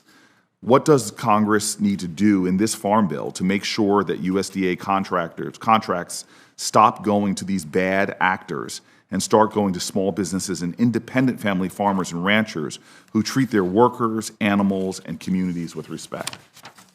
I think, Senator, supporting the work that we're starting to make sure that procurement dollars that USDA invests don't necessarily go to large-scale, all go to large-scale commercial operations, but that a percentage of them be spent with and invested in small and regional local food systems. We've got to have a companion system, I think, in my view, to make our food system more resilient and to address some of the concerns that you've just addressed. There needs to be a little more competition, and one way to get competition is to make sure that procurement dollars are being spent with good employers. I will tell you that the Department of Agriculture is one of the first departments that's looking at ways in which we can ensure that when we use our procurement dollars, we use them with companies that understand the importance of food, of safety, importance of following the rules. Yeah, well, the rule breaking and exploitation going on with these larger companies is stunning, and I really hope to work with the committee on both sides of the aisle to try to help advance what you just described. USDA programs have a large number of different definitions of what constitutes rural, making it difficult and confusing for municipalities to determine which programs they're eligible for. Furthermore, some of these definitions make it difficult for rural companies in New Jersey and other small states to qualify due to how eligibility is linked to proximity to larger cities. For example, a town in South Jersey, Elmer, that is surrounded by farmland and has a population of only 1,347 people, is being refused service by broadband companies because it does not have enough customers. Elmer is the perfect example of a rural area that should be able to take advantage of USDA's Reconnect program, but it was found to be ineligible because it's connected to a larger municipality through what the USDA calls a string, despite being over 12 miles away. In states like New Jersey, where rural towns are less distant from urban areas, rural communities like Elmer are left with really no options. Mr. Secretary, do you acknowledge that some USDA definitions are leaving certain rural communities behind, and will you work with my office to find ways to ensure that rural communities in New Jersey are able to participate in these programs? Yes and yes. Fantastic. The final question, Madam Chairwoman, was requested of me by Senator Fetterman, who we are keeping very much in our prayers. He can't be here to ask the question, Mr. Secretary, but I'm also interested in his question regarding USDA resources for urban farmers. Senator Fetterman has been been hearing from farmers in cities in Pennsylvania that come from county FSA and NRCS offices and believe that they're unequipped to assist with resources for urban farmers. And so on behalf of Senator Fetterman, can you please discuss actions your office is taking to disseminate information on resources for urban farmers to local USDA staff and stakeholders? The first step in that process was we've identified 17 cities where we are trying to develop the program for urban farming and establishing FSA offices in those 17 cities so that we learn a bit more about what's going on. I will tell you that we do have a series of innovation grants and a series of compost grants that are being funded to cities. Did you say compost grants? Compost. Yeah. Compost. Millions of dollars being invested in those programs to try to encourage more urban farming. We have established within NRCS a team of folks who are focused solely and completely on urban farming. So I think, I guess my advice to the senator is for his office to contact us, let us know what communities, specifically cities he's talking about, and we'll make sure that we get information to those particular cities. We want to expand this program. We understand and appreciate that the definition of farming is different today than it was 10 years ago, 20 years ago. It's about urban farming, it's about rooftop farming, it's about community gardens, it's about vertical farming, it's about indoor farming, it's about horticulture, It's, hydroponics, agroponics, it's all of that. And it's important for us to be supportive of all of that. We'd be more than happy to work with his office. No, it's quite exciting, and I know the chairwoman has been a real leader and groundbreaker, pun intended, when it comes to farming in urban areas. And my hope is that we can expand it. The chairman said in his testimony already that local systems are stronger, more resilient in times of crisis like we just saw with the pandemic. So developing the capacity, I think there's an urgency around that and an excitement about it from New Jersey to Michigan and across our country. And I'm looking forward to working with you in the Farm Bill in expanding those efforts. Well, thank you, Senator Booker, and you're right, there's great excitement, and I think even more excitement about a farm bill because we're adding to the breadth of who is impacted by that, and we saw in the pandemic, certainly we saw in Michigan, where the access to local healthy food made all the difference as supply chains broke down. So thank you so much, and I also want to just indicate that we're so appreciative that Senator Fetterman's staff are continuing to work closely with us. He is our new chair of the Nutrition Subcommittee and is actively involved. And I know Senator Booker, as former chair, is actively involved as well. But we appreciate the ongoing work that is happening with Senator Fetterman's staff with us every day, and we know he'll be back with us soon, and we appreciate that. So we're looking forward to it. So, Chair, can I just yes, add Mr. Secretary. one additional comment, Senator Booker? It's also important for the senator to know that HUD also has programs that could be of assistance. We're working collaboratively with HUD on community garden opportunities, which is an extension of urban farming. Yeah, just one piece of advice with the Secretary of HUD. I found out the hard way, never bring her vegan food. But we love having her in Michigan. She's been in several times, so no vegan food, though. All right, Senator Hyde-Smith. Good morning. Thank you, Madam Chairman and Ranking Member Bozeman, and I certainly appreciate you being here today, Mr. Secretary. I've enjoyed a good working relationship with you. And I think my question to you is timely as you talk about millions of dollars in investments in 17 cities for urban farmers and small farmers and the exposure to agriculture that a lot of children don't have. And Mississippi's home, we have 34,700 farms in Mississippi, and we're large in land, but we're small in population. We're less than 3 million people. So our number one industry in Mississippi is agriculture, and we have a lot of small farms, but we have a lot of larger family farms as well, and that are very, very critical. And this administration has repeatedly emphasized its desire to help small and organic farmers and hobby farmers, which you also indicated in your testimony. And this is a good thing. I am glad you're doing that. I have a deep respect for anyone who is raising crops because it's truly hard work. And I have respect for all farmers who do that on all sizes. But we simply cannot feed the masses without these large conventional farms. You know, it's so valuable for children who don't have the exposure.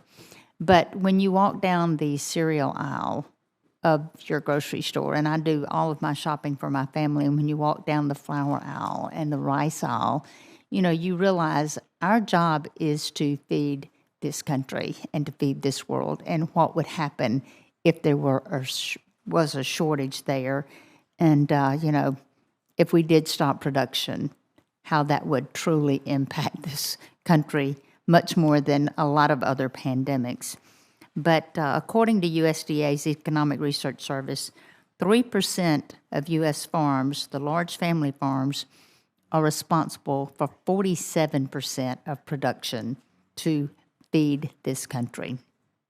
Larger operations, they allow farmers to capitalize on the benefits of economies of size and the efficiencies as they work to feed and clothe this world. And they are the primary reason America is home to the most efficient and sustainable agricultural production system this world has ever known. The farm safety net exists to ensure that we have that safe, affordable, and nutritious farm supply that is produced in the U.S., and our success ensures we don't become a country dependent on imports for everything, especially our food supply. The farm safety net consists of programs that provide economic viability not only to the producers, but also the rural communities they live in and support. So I truly do support the smaller hobby urban things, but we can't lose focus on we're here to feed this country and the tremendous challenge that that is. And as we look to the next farm bill, what assurances can you give us that USDA will act according to the intent of Congress when administrating farm safety net programs? And I know this is a tremendously delicate balance that you have there, but my concern is truly feeding the masses. So the farms, what's the intent of Congress, and when administrating the farm safety net programs, what is your goals and objectives there? Our goal, simply stated, is to keep people on the farm. If they're suffering a circumstance or a disaster that results in their inability to continue farming, that's why you've got a safety net, is to basically allow them and ensure that they can stay on the farm. I want to be very clear about this, Senator. When we talk about the 90% of the farms that didn't make money or didn't make enough to the majority of their money came from off-farm income, we're talking about farms that sold less than $1 million. The farms you're talking about, the large commercial-sized farms, sold more than $1 million. I don't think it's an either-or circumstance, and I don't think anybody should phrase it or discuss it in the context of either-or. I think we need both. We clearly need production. There's no question about that. And we're going to continue to have incredibly large, efficient, effective operations. But if you're also genuinely concerned, as I am, about the erosion of rural America, you're going to want to keep people on the farm. No doubt. Okay? And if it's 100 acres or 1,000 acres, I want to keep people on the farm. So when you ask what is our intent, what is the philosophy is very simple. Those safety nets are designed to keep people on the farm and to keep them farming so they can do what every farmer that I know wants to do, which is to pass it on to the next generation.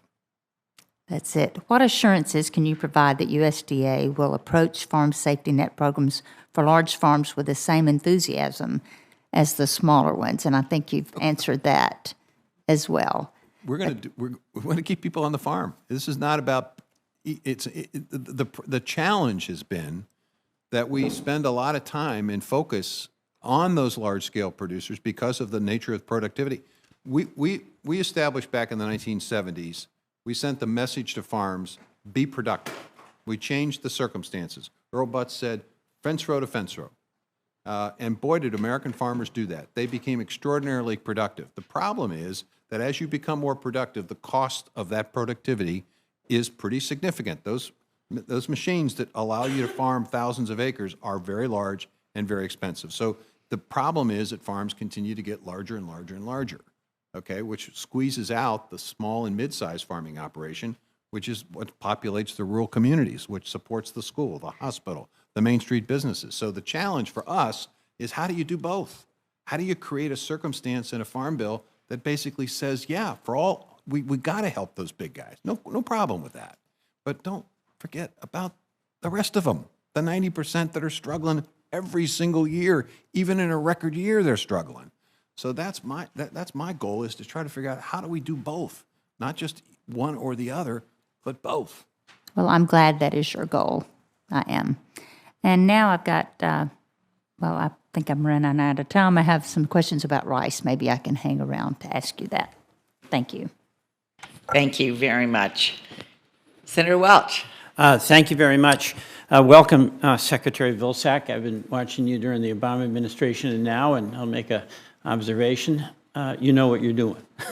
I appreciate that. Second, I send greetings from Senator Leahy, who worked with you for so many years and a long-standing member of this committee. I want to just go through what my Farm Bill priorities are briefly and just get your reaction. And at the end, I want to ask a question on behalf of my wonderful colleague, Senator Fetterman. So let me get started. First of all, keeping farmers on the farm, I really think that has got to be the goal. In Vermont, we're struggling, and we are the small and mid-sized farms that you just mentioned, and they want to pass their work on to the next generation. Number one, rural broadband reconnect, very important, obviously, and the Farm Bill has played a major role. Do you consider that Congress should consider strengthening the reconnect program in the upcoming Farm Bill, and that we should maintain the 100/100 minimum broadband service required for a proposed service area? Yes. Okay. Second, organic dairy, incredible challenges in Vermont, and Undersecretary Moffitt and I went to a sixth-generation organic farm. There's $100 million of aid that's available, and it's desperately needed as a safety net to keep these folks going. When we had our meeting, an organic farmer in the valley asked the right question: where's the money? Where's the money? The money is in the process. We're in the process of streamlining the application, and it's basically looking at 75% of the future marketing costs of 2023. So we have to have a baseline upon which to determine what that 75% is going to be factored against. So we're in the process of accumulating that. So I would expect and anticipate sometime this summer that we'll have enough information to be able to begin receiving applications. Farmers can take a look at www.farmers.gov. That's where all the information about this particular program will be. Okay, I'll just try to convey the sense of urgency that these farmers had, and I know you know it, but I don't know that they have that much time, seriously. So I know you got to go through your procedures, but the Vermont legislature was actually considering trying to supplement or fill in until the money arrived. So the clock is ticking here for these folks. So anything that we can do to speed that up, they really need the help.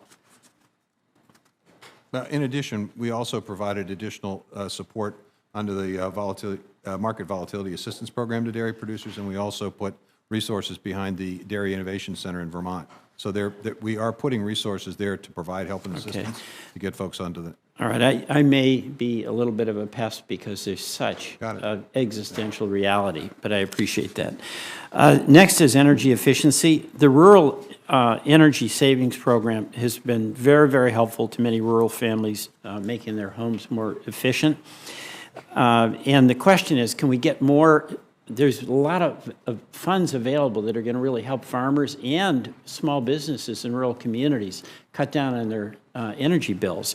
Would more outreach and technical assistance under our ESP help the program reach more of our rural communities, and would providing grants to entities that are helping administer loans broaden the reach of the program? We're looking for ways in which we can leverage our workforce.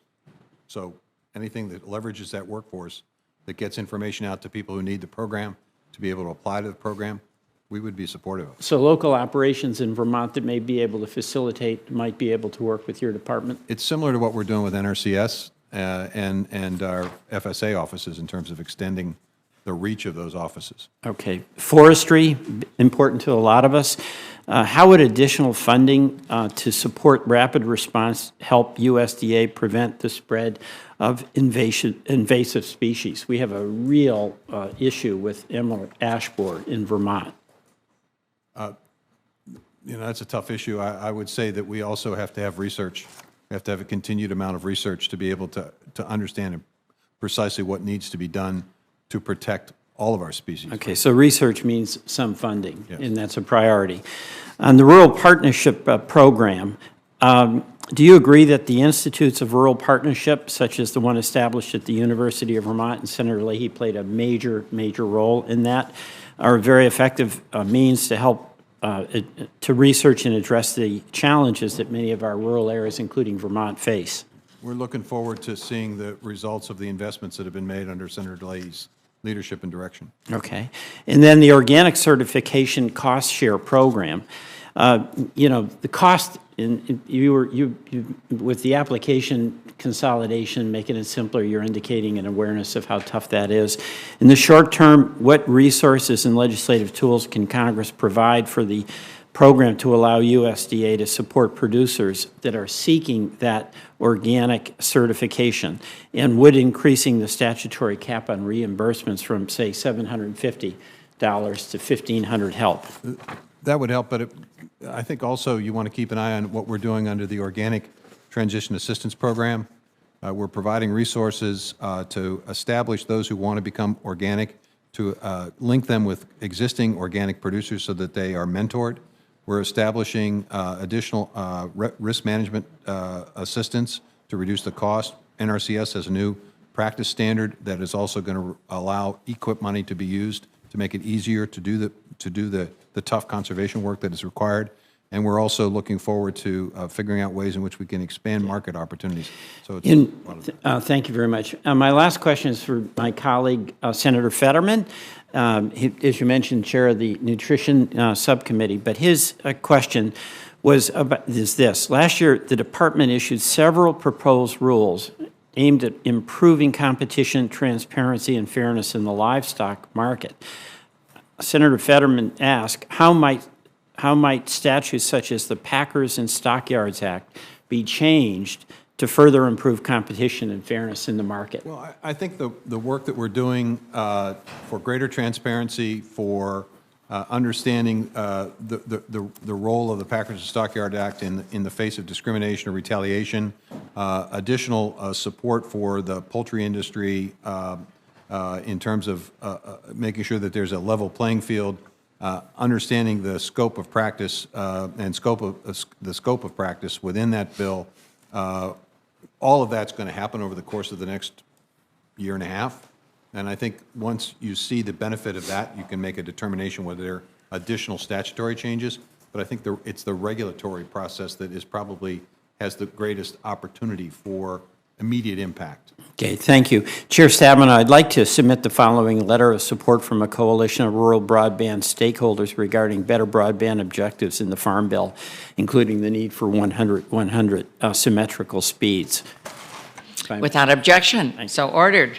Senator Smith, and let me first say, as chair of the Commodities, I forget the whole name, that's a long name, subcommittee, but you and Senator Highsmith, we're so looking forward to the important subcommittee hearing coming up to hear from our stakeholders, so thank you so much. Well, thank Senator you Smith. very much, but I think it's Senator Grassley's turn, is it? Oh my goodness, you know what? I'm looking at you and I'm trying to avoid Senator Grassley. Far So be it don't from tell me, anybody. far be it from me to step ahead of You know what? Senator You are Grassley. exactly right. I was thinking and talking about the subcommittee work, and I just I went with know. Senator Grassley. Welcome. She's better looking than I am.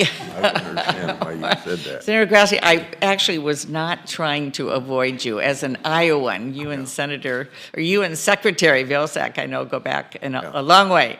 Yeah. See, I'm going to start out with my favorite subject every time we have a farm bill up on farm payment limitations. In your testimony, you mentioned that if we keep the agriculture policy status quo, we will continue to see consolidation. You said, quote, unquote, it is either get big or get out, and I agree with what you said there.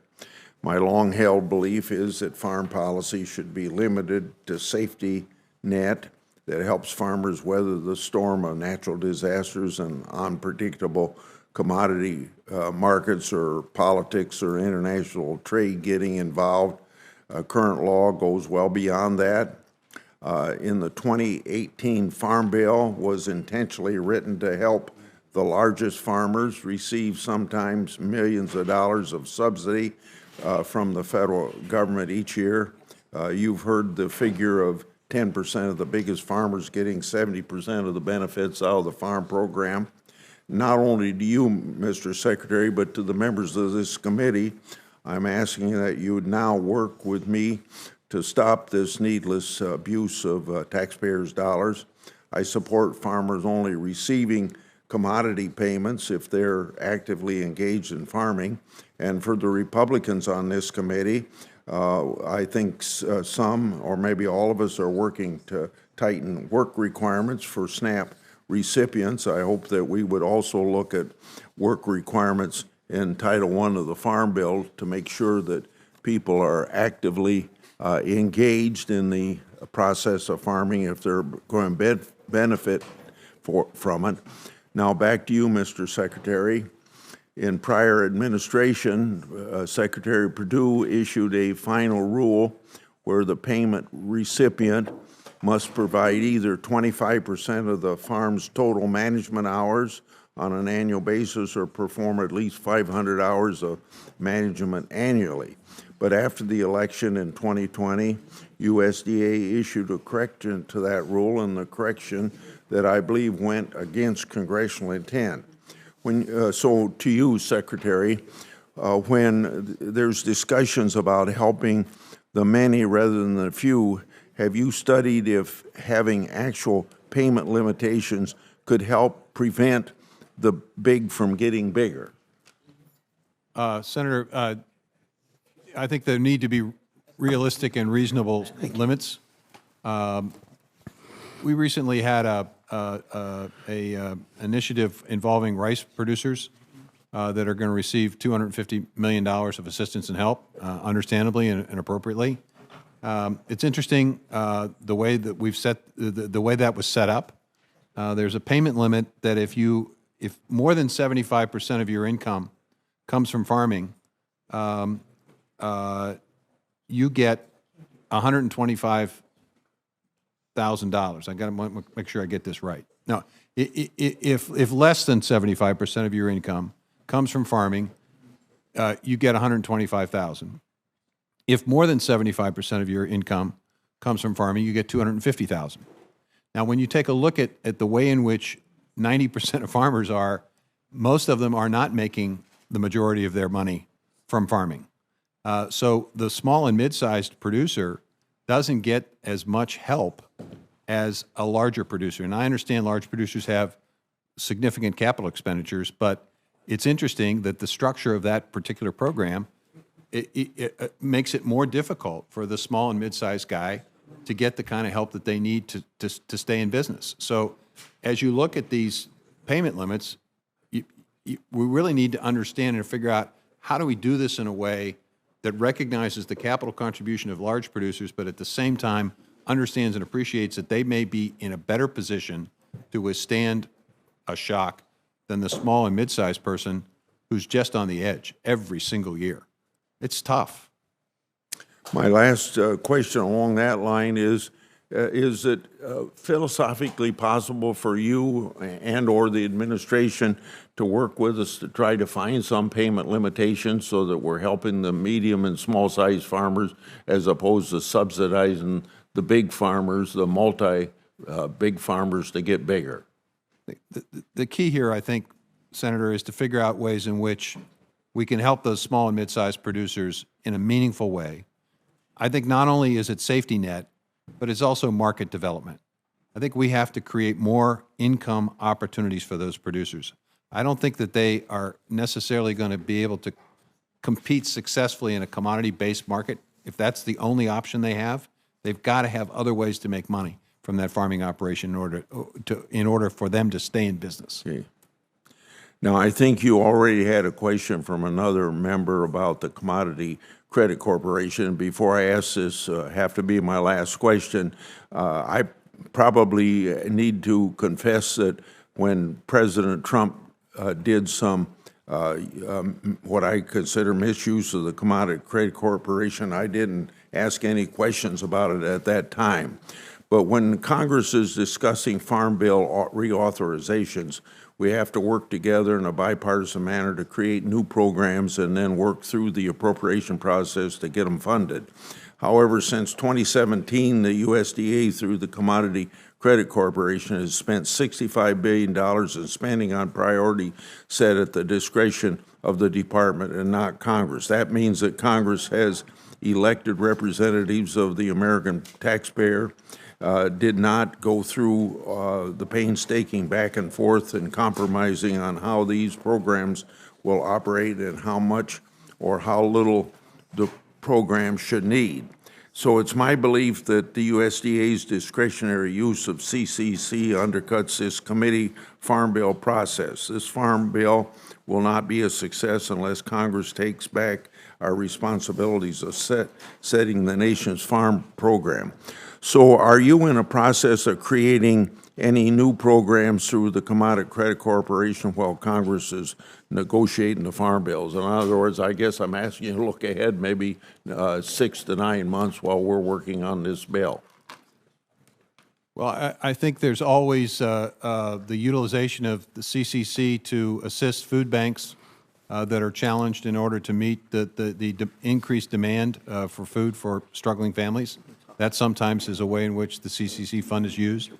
There are times when we obviously use it for things like the fertilizer initiative, where we're trying to help farmers get lower cost inputs. I will say, Senator, you used a $63 billion number. I would imagine that nearly 90% of that number came from the Trump administration. Yeah. And so what we've done with that resource, the biggest decision we made was reference to the Climate Smart Partnership Initiative. And I will remind you that farm groups, major farm groups, virtually every commodity group, wanted this program to be set up and basically outlined how it should be set up, which we followed to a T, and then they said, fund it through the CCC. And we did it within the context of the law. This is not when you say discretionary, it's not like I can invent something. I got to stay within the context and the language of the CCC charter. And we've done that. And we will continue to do that. And the difference between the way we're doing this and the way the Trump administration, we will never put at risk the farm bill programs.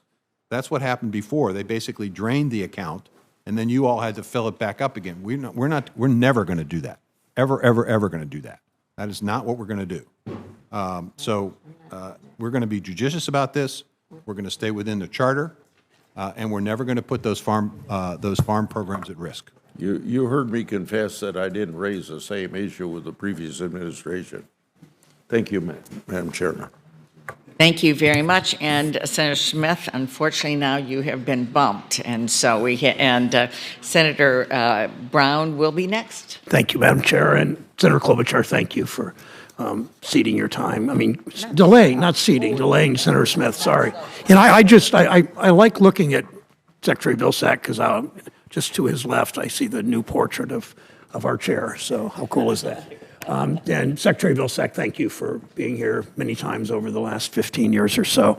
Last week, Senators Casey, Fetterman, and I sent a letter to you and Administrator Regan concerning the impacts of the East Palestine train derailment on farmers in the region, not just in that immediate a mile away, but in the region. The 2023 planting season quickly approaches in a climate like Ohio's, and farmers in Columbiana County in Ohio and across the line not far away from the train derailment, Beaver County, Pennsylvania, are frustrated. What they see is a lack of guidance and assistance from their words from USDA. When I was last in East Palestine, I'm going again next, I believe, Tuesday, I heard directly from Ohio farmers seeking assurance that they can safely plant and sell their cattle and their crops. And one woman told me she lives 4 miles away. She raises beef cattle. She has regular customers who are now calling her, that people who buy a side of beef from her, and they're saying, is it safe? And she really doesn't know, and these customers probably will look elsewhere just because of the uncertainty. Those farmers, more than anything, want certainty. Will you commit to working with us to expand testing to include a larger geographic area and include testing for dioxins and other chemicals in milk and beef cattle, understanding that the cost of that should be, and we're not going to allow them off the hook, will be paid by Norfolk Southern? We'll be happy to do that, Senator. We want to be helpful. I will say that USDA sees its role in this particular circumstance as supporting the farmers, but also supporting EPA in terms of being able to figure out precisely where, how, and what needs to be done to reassure folks that they can continue to farm and continue to market their products. Thank you, and you've been helpful, and we will continue on that. So much of it's rebuilding trust, not just actually making things safer, of course. USDA disaster assistance programs are generally ill-equipped to address these environmental disasters that were never really conceived of in places like East Palestine. What type of reforms need to be made to your disaster programs to ensure that all of USDA, including rural development, including the Farm Service Agency, can respond to the next human-made crisis, if you will? Senator, as smart as the individual and collective members of this committee are, you will never, ever be able to figure out every possible disaster, to be able to fashion a disaster program that fits circumstances all the time, which is why I'm encouraging you to think about flexibility and also the fact that as disasters strike, they have regional differences as well. The reality is the impact of a particular disaster in one area of the country may be fundamentally different than in another area. So to the extent that you can provide flexibility and allow us to have the capacity to respond to a disaster regardless of its design or cause or structure, that would be helpful. Well, and I hope we in the new Farm Bill can address this and grant that flexibility, because that's really important. Just to give you an example, when you established the WHIP program and so forth, nobody anticipated that you'd have a winter storm of the magnitude that we had in the Dakotas. And so we had to kind of look at the language of that and try to figure out, are winter storms included in the language or not? Because we wanted to get help to folks. I mean, so it's just really difficult to be specific as you would like it to be, in order to cover anything and everything that can happen. Well, and I can guarantee if this body and doesn't stand up to the railroad lobby, there will be many more train derailments. Ohio's had 4 in the last 6 months, including a significant one with 200-plus cars after East Palestine. Last question, Secretary Vilsack. The Banking and Housing Committee, which Senator Smith sits on with me, oversees the Rural Housing Service. In our housing hearings, we hear time and again that rural communities, as much as the rest of the country, maybe even more, struggle with a shortage of affordable housing, both to rent and to own, making it hard to attract new businesses or give the next generation of local families a place they can afford. We hear many homeowners just can't afford the repairs to make old houses safe, older houses. How important is it we take steps to preserve and create affordable housing opportunities in rural communities, and how can the Rural Housing Service help us do that? Well, I'll just give you one example. You mentioned rental units. We fund multifamily rental apartment complexes. When we provide them subsidies and provide them assistance, we ask them to basically guarantee a certain percentage of their units being subsidized. When they pay off the mortgage, those subsidy units go away, which means the families that have been living in those units, they have no place to go. So you create a voucher program that gives them the ability to move. The problem is the voucher program is funded for roughly 30 projects coming offline, when now, because of the nature of the way things were, we're seeing 70, 80 facilities coming off. So we're basically creating a very significant shortage of rental assistant units in the rural areas. So that's just one example of what we need to do. We need to figure out ways in which we can decouple the notion of the subsidy and the rental assistance and the mortgage so that we have greater capacity to make sure those units stay in existence so that people have a decent place to live at an affordable cost. Thank you, Madam Chair. Thank you. Thank you very much. I'm going to turn the gavel to Senator Bozeman for a moment and go vote. The vote has started. I'm going to be coming right back. But in the meantime, Senator Braun. Thank you, Madam Chair. The baseline 2018 last Farm Bill was $867 billion over 10 years. The new baseline is about $1.43 trillion over 10 years. Being an ex-governor of a state, are you concerned in terms of our total financial health? When I looked at the president's recent budget that shows us $51 trillion in debt in 10 years, and to where we are getting into uncharted territory. Historically, regardless of the tax rate, we generally average around 17.5% to 18% of our GDP and what we can raise in revenues through the federal government. Occasionally it has spiked to 19 to 20. Sometimes it's lower. And we're now taking total spending up to close to 25% of GDP. Is that something that worries you? And I think it would be something where the ag program, which is kind of chump change when you look at 1.43 trillion over 10 years, 140 billion. But do you think we're in a sound trajectory so that ag and all the other things that we depend on here in the federal government, will it be there in a way that is going to be sustainable in the long run with all this borrowing and spending, which is now built into the new budget? Senator, I'm sure you and I are probably going to disagree on this a bit. I think the president's right when he says it's important for this country to rebuild the middle class from the bottom up and the middle out, and that's going to require some investment.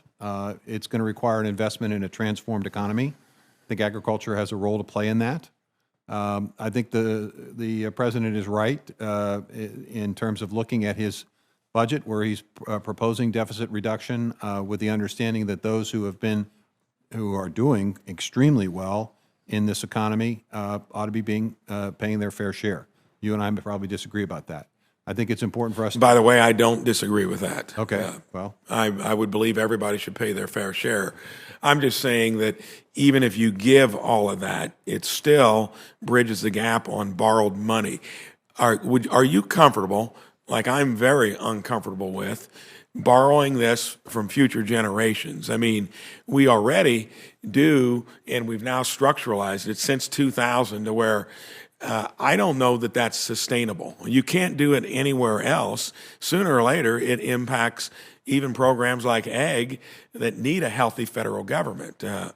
Well, yeah, I think if you take a look at some of the investments that are being made, particularly in infrastructure, I mean, how else can you finance infrastructure? I mean, that's how businesses finance. Well, you'd have to do what you did as a governor.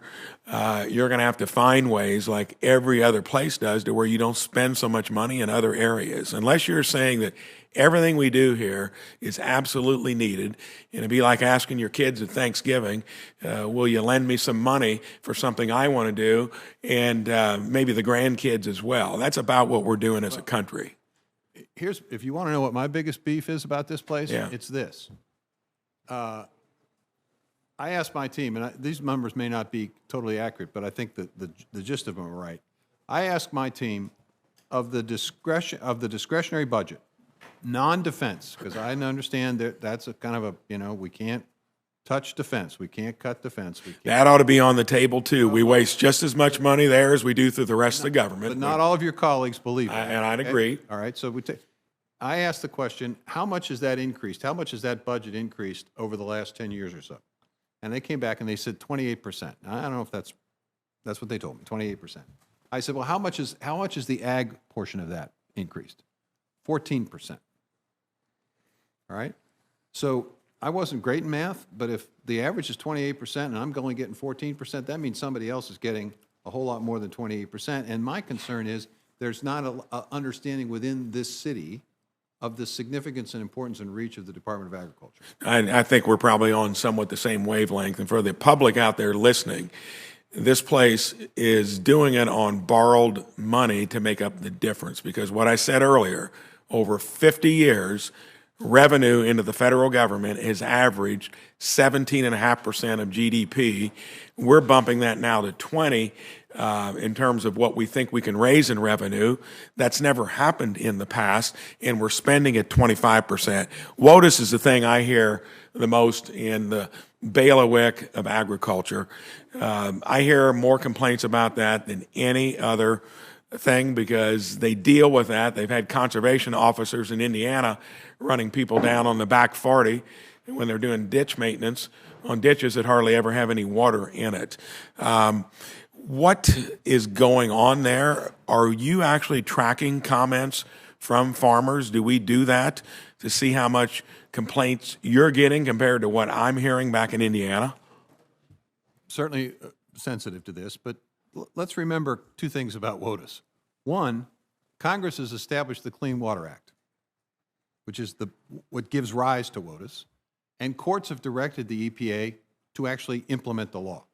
All right, so it's not like they have a choice.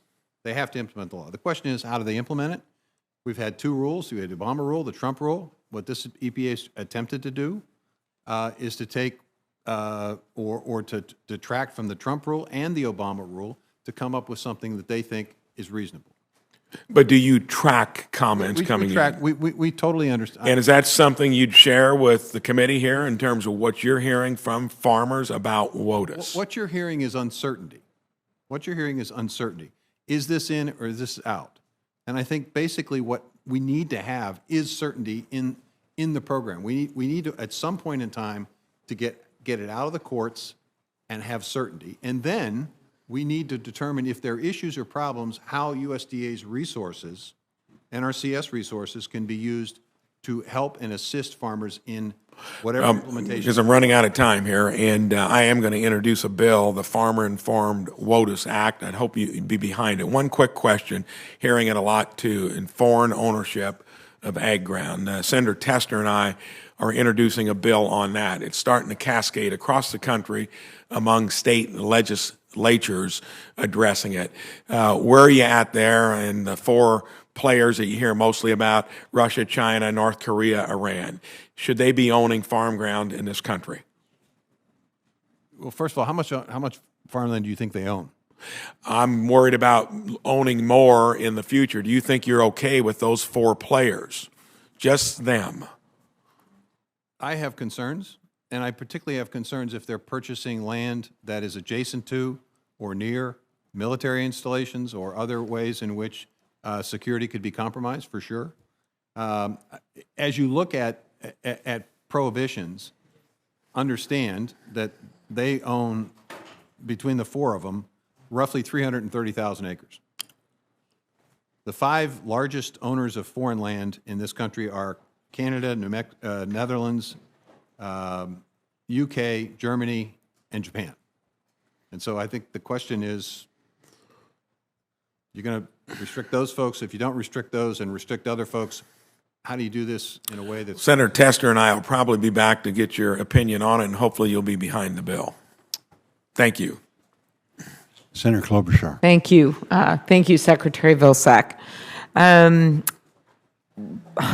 You know that the avian flu is a threat to so many states' livelihood of our turkey growers, poultry, egg layers, and I want to first of all thank you and the USDA for responding quickly to this last scourge.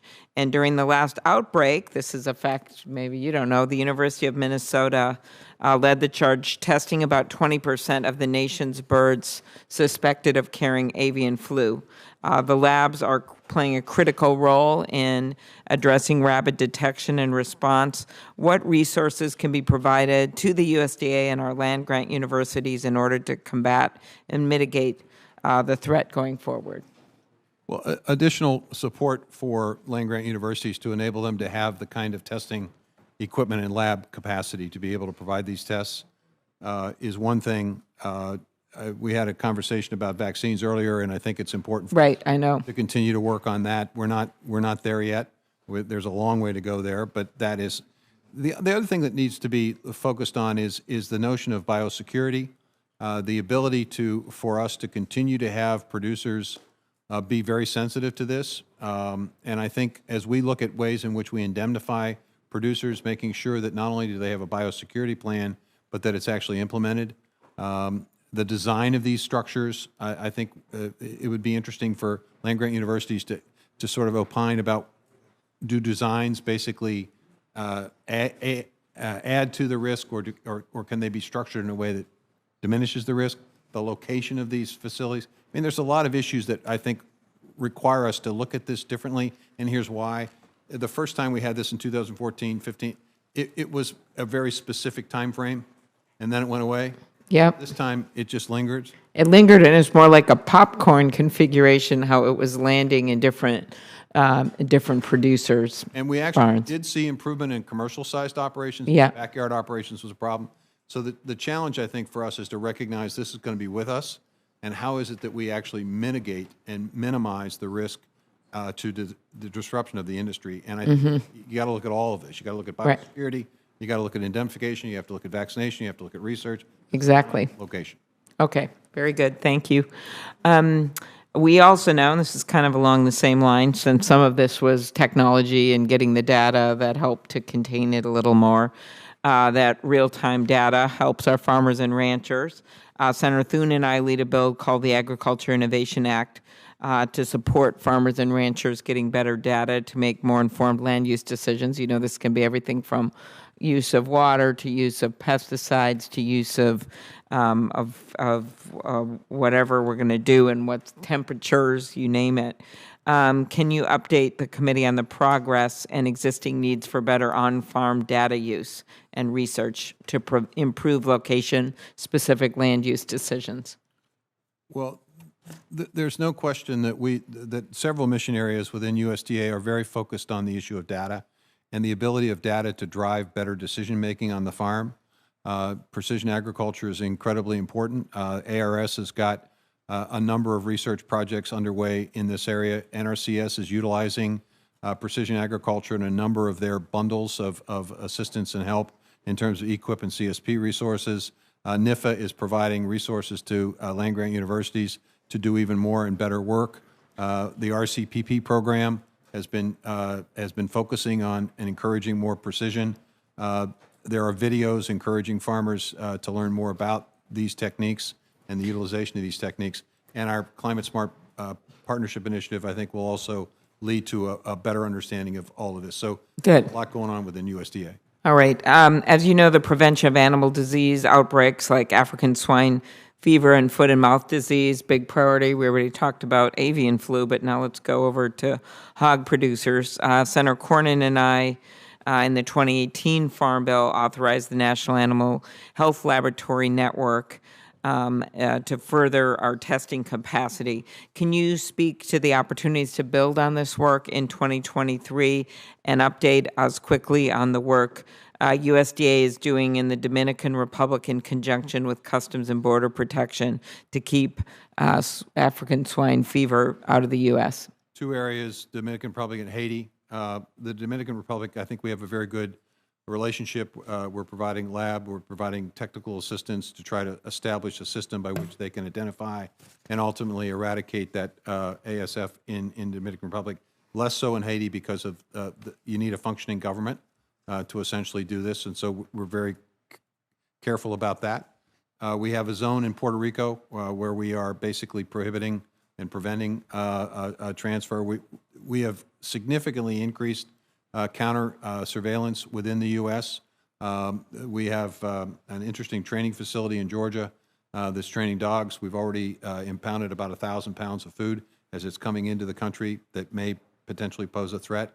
We want to continue to increase that. We want to continue to work with our state ag officials and the pork producers to make sure that there is an awareness on the part of producers when and if there is a problem, how to contain it, how to minimize the risk.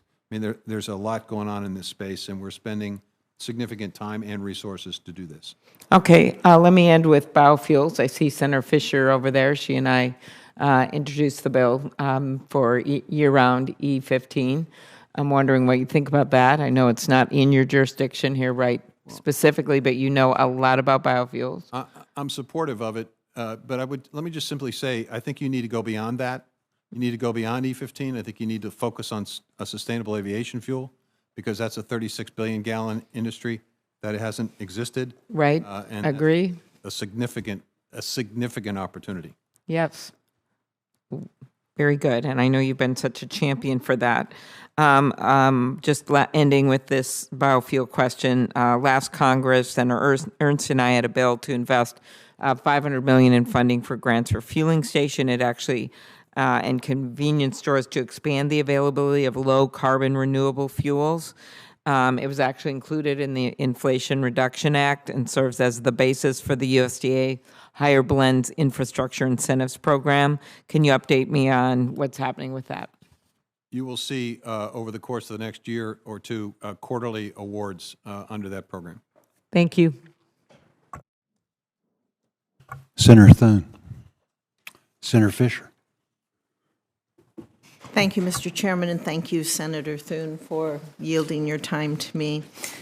Secretary Vilsack, thank you for being here today. It's always good to see you. As we've discussed, I have great concern about Mexico's policy towards our agricultural biotechnology and their latest decree that bans the use of GMO white corn.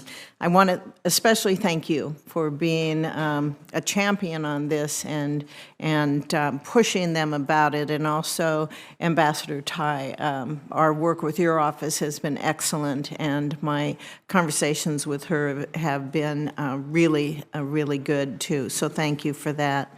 As you know, it's a flagrant violation of the USMCA. It sets a dangerous precedent as we look at our other international trade agreements. And unless Mexico relents on this, I think the United States must be ready to swiftly move to dispute settlement.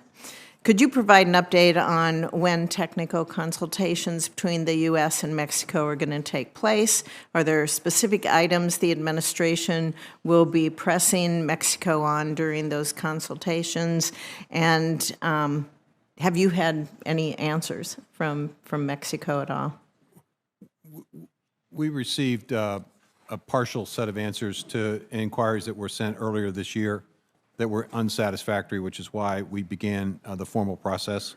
The U.S. Trade Representative's Office is reaching out, and I think they're going to begin those preliminary conversations, which is a condition precedent to more formal conversations. There'll be a focus, I think, on the safety of the biotech products. This was raised repeatedly by the President of Mexico. We tried to reassure him that indeed there were literally hundreds of studies on this, and I think we have to continue to press this point because at the crux of his decree is this issue of safety, and we have to overcome that concern. And so I suspect that the focus of the technical conversations will be on here's the concerns that you've expressed are not supported by the science, and you're absolutely right. This is fundamental. This is fundamental to our whole approach to trade.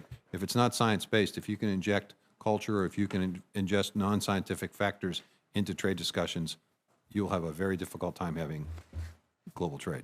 Yes, we will.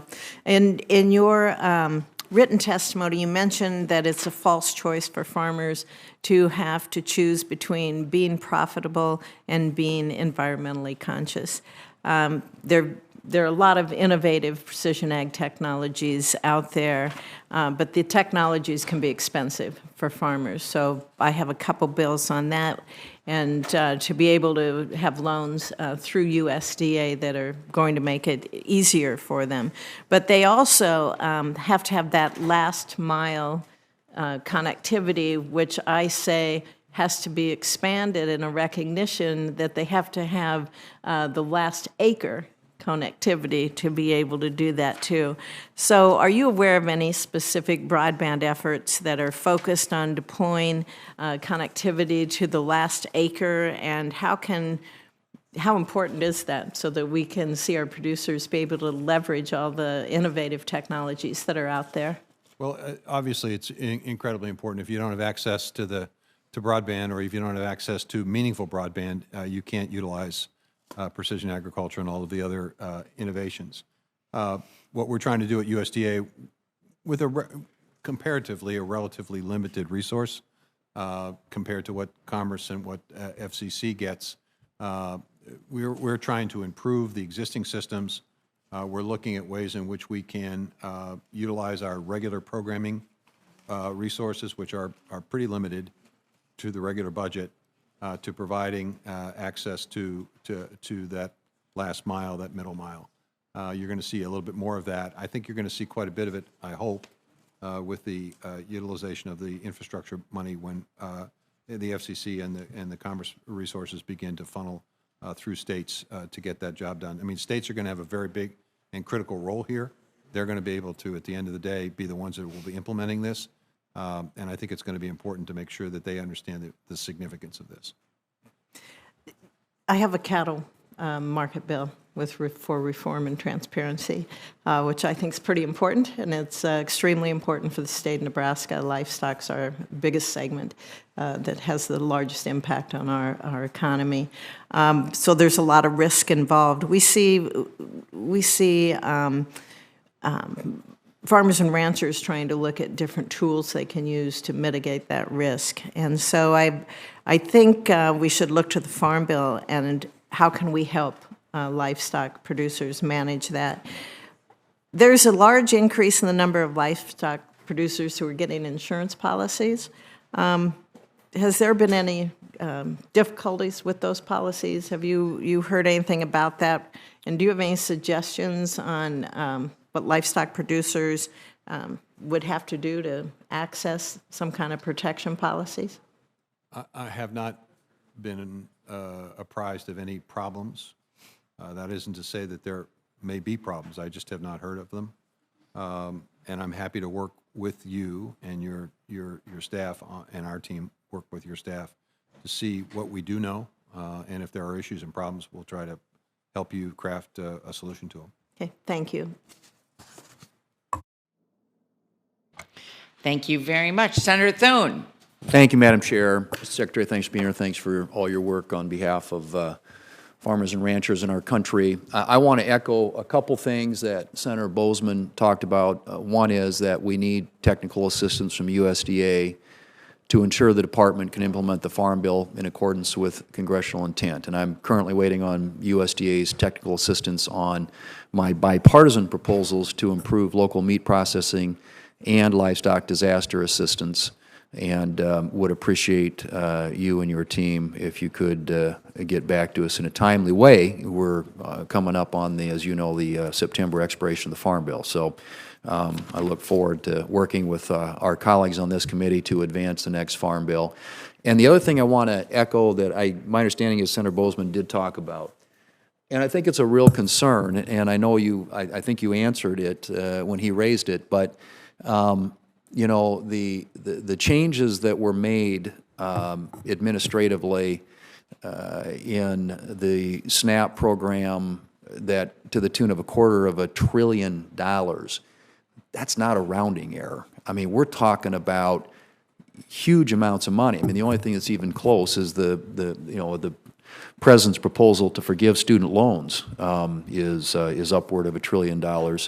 But to think that, you know, if you look at constitutionally, the Article 1 responsibility that we have and the power of the purse, and also the implications that has for the Farm Bill. I mean, we're now talking about on a baseline, Farm Bill baseline of $1.5 trillion. I mean, this is territory we've never come close to hitting in anything contemplated in the past.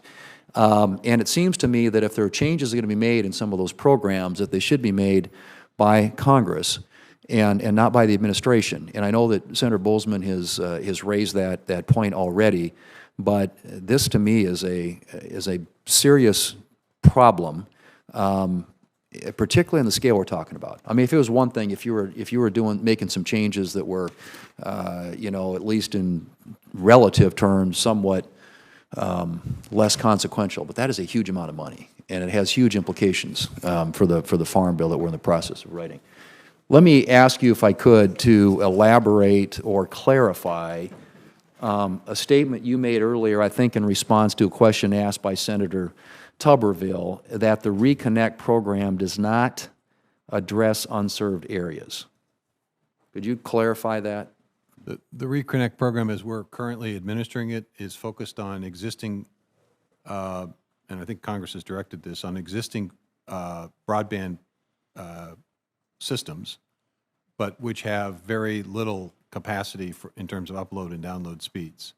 So the Reconnect program is basically providing the resources to improve those systems, to get to the point where the download and upload speeds are usable, and going from you know, ultimately, we'd like to see 100-100, so that people in a family could have more than one person using the internet at the same time, or a business or a school would have access to distance learning. Well, and I don't disagree with the fact that it'd be great. We want to get faster upload and download speeds, but first and foremost, I think the purpose of the law, including the most recent funding that Congress provided in the Reconnect program, is for 90% unserved. In other words, those areas that don't have service. And so, to me, if you're overbuilding, this is a real concern with these resources, because there's a lot of money in the pipeline right now to go toward broadband. And I have chaired another committee in the Congress, the Commerce Committee, which has jurisdiction over a lot of these issues, but we work closely with USDA because you also have programs that deliver some of those services to rural areas. But one of the things that I've been really focused on is the oversight role that we have to make sure that those dollars are getting on the target. And the target is unserved areas, and that's in the law. So, I mean, it seems to me if you're duplicating places that already have service, even if the download and upload speeds aren't, perhaps what we would like to see, that first and foremost, I believe, is what the law is designed to do. You've allocated $63 billion to the FCC and the Commerce Department to deal with the unserved areas. Yeah, but the statute also says in reconnect, unserved. Well, but what you don't want is a circumstance where we're making decisions about an area and then a map is created and the map instantaneously becomes outdated.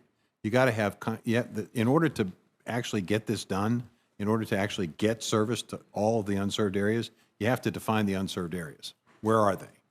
And then once you've defined them, then you direct the resources to the states with the understanding that it's their job to implement this as quickly as possible. That's what the $63 billion is going to go towards. In the meantime, you've got, then what they will create are up-to-date service. Then you're going to have communities that say, wait a minute, these folks just got 100, or they got 2,500, whatever, they got better service than we have. Mm-hmm. So we're in the process of trying to make sure that everyone is sort of getting the same level of service at the same time, in essence, at the same time. And all I'm saying is federal resources shouldn't duplicate places that already have. And that's plain in the law, and that applies to reconnect just like it does to some of the broadband services that come through the FCC and NTIA and other agencies. Very quickly, because I'm running out of time,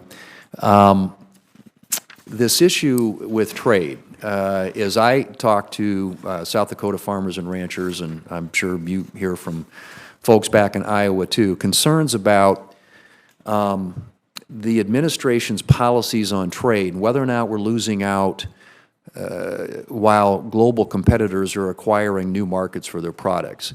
Now, there are lots of what I think are kind of low-hanging fruit. U.S., UK, Kenya would be a good opportunity. And the Indo-Pacific, obviously, there's a framework, but there's nothing about market access in it. So what do you tell farmers and ranchers? And is the administration considering market access opportunities anywhere, whether it's UK, Kenya, or elsewhere? We are, but there's several ways in which you can define market access. You don't have market access if you have sanitary and phytosanitary rules that essentially preclude market access. All right, so one of the things we're doing with the Indo-Pacific framework is focusing on trade and focusing on those countries where there are SPS issues that make it more difficult for us to be able to do trade. So if you knock those SPS issues down, you actually have expanded market access, and that's an incredibly important market. Well, I would say, and again, I go back to your previous tenure in the Obama administration, I was for TPP. I think being engaged in Asia and these markets around the world is really, really important. But all these other ancillary issues that IPEF contemplates don't do anything with the fundamental issue of market access. So my time's expired, but thank you, Madam Chair. Thank you very much. Senator Warnock. Thank you so very much, Madam Chair. Secretary Vilsack, welcome. Good to see you. Section 22007 of the Inflation Reduction Act provided, as you know, $2.2 billion for farmers who have suffered historical discrimination by the USDA. And this relief likely includes many black farmers in Georgia, farmers I know, like Lucius Abrams of Burke County, Carl Parker in Ashburn, who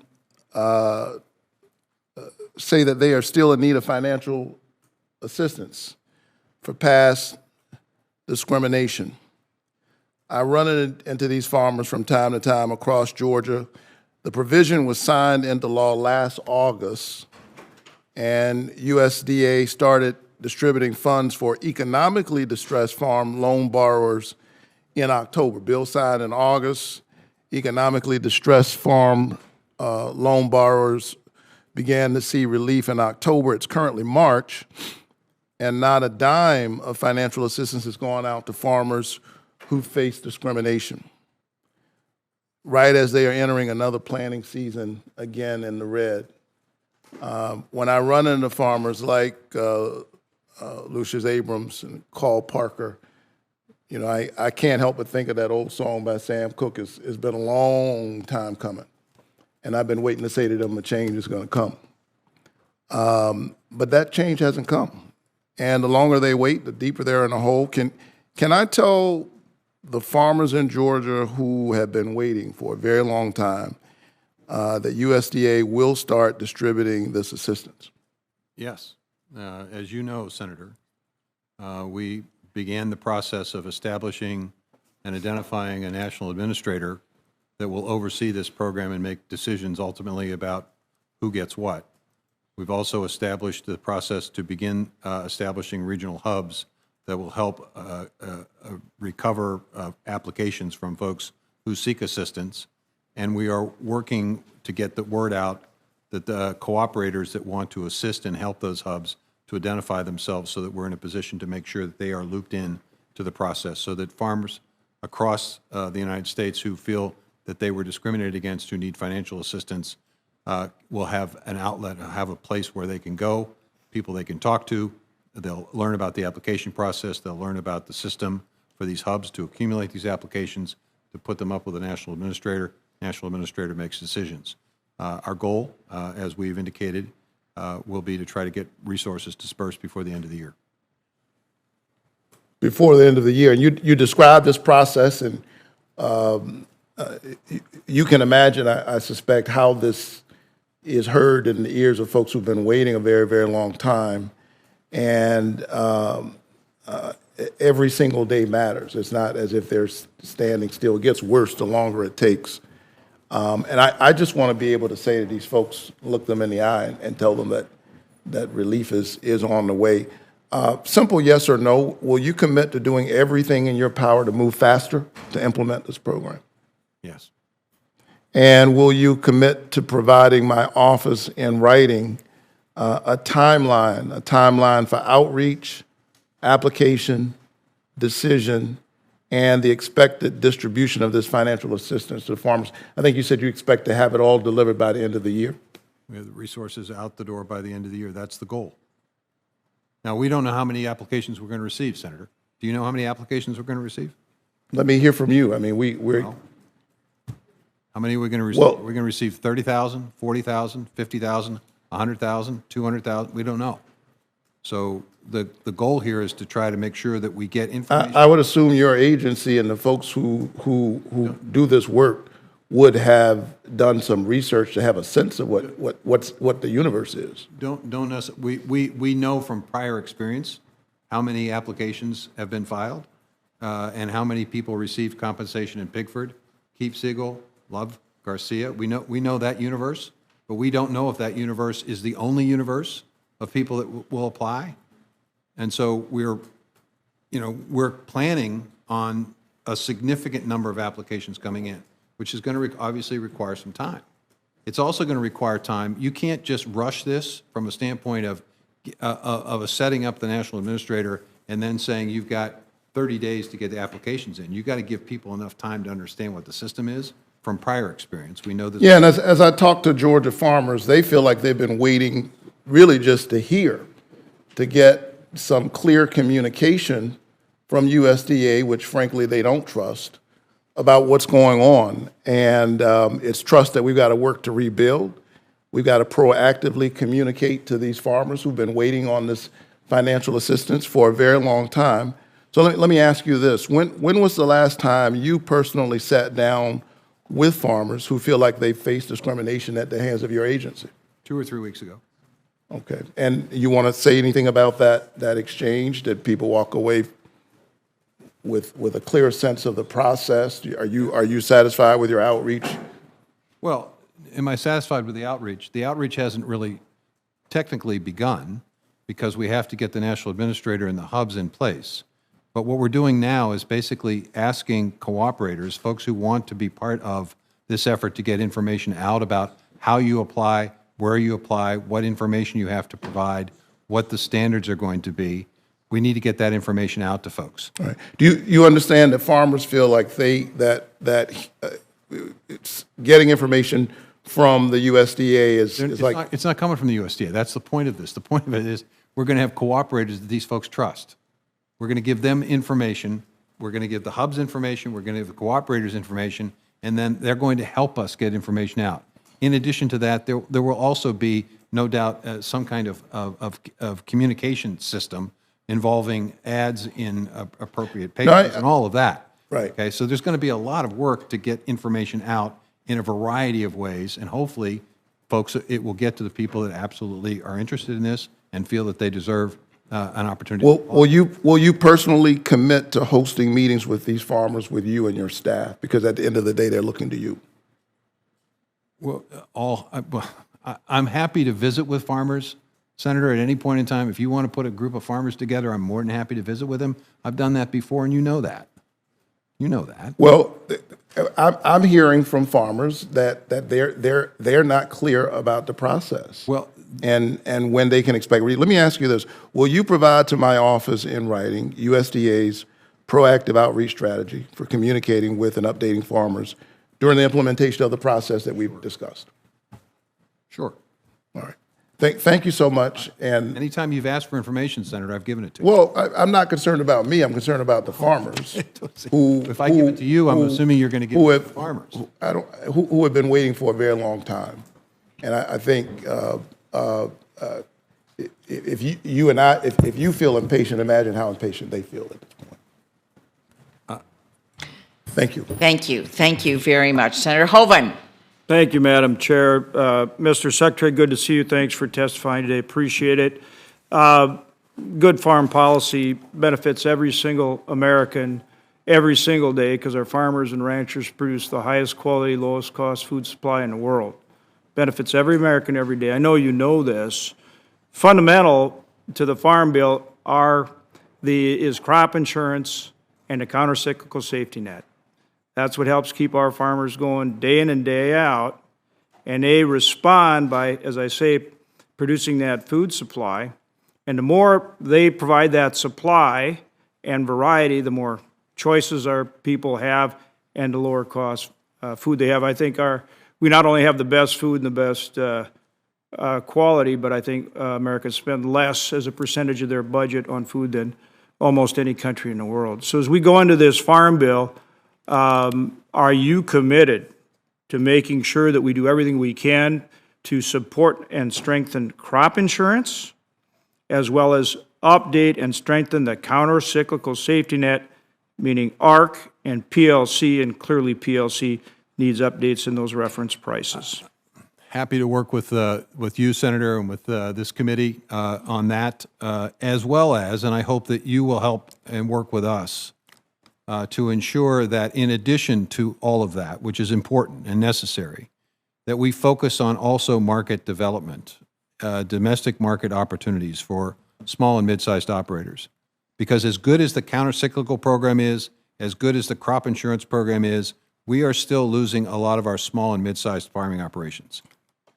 And so one way we can maybe prevent that is by having those small and mid-sized operations have more than a couple of ways to make money, more than just selling their crop or their livestock or a government payment, but maybe they get a climate payment, maybe they get a climate smart premium from the marketplace, maybe they get renewable energy opportunities, maybe they get agricultural waste being converted into a variety of new products. We have got to create, in my view, a much more robust effort on the 90% of farmers in this last couple of years that either didn't make any money or didn't make enough that the majority of their income had to come from someplace other than the farm. Well, you and I have talked about doing that, and I think that is important, but it also goes to Right now, 80% of the Farm Bill is essentially transfer payments, SNAP, those nutrition, those kind of things.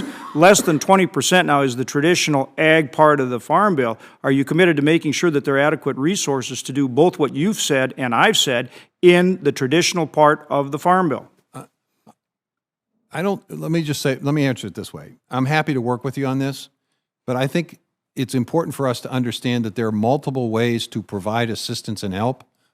The Farm Bill is one way, the regular budget is one way, the CCC is one. I mean, there are a variety of tools, and the more tools we have, the better job we can do. It's not just simply one bill or one aspect of this. So I think it's important to look at the whole holistically as how do we meet the need?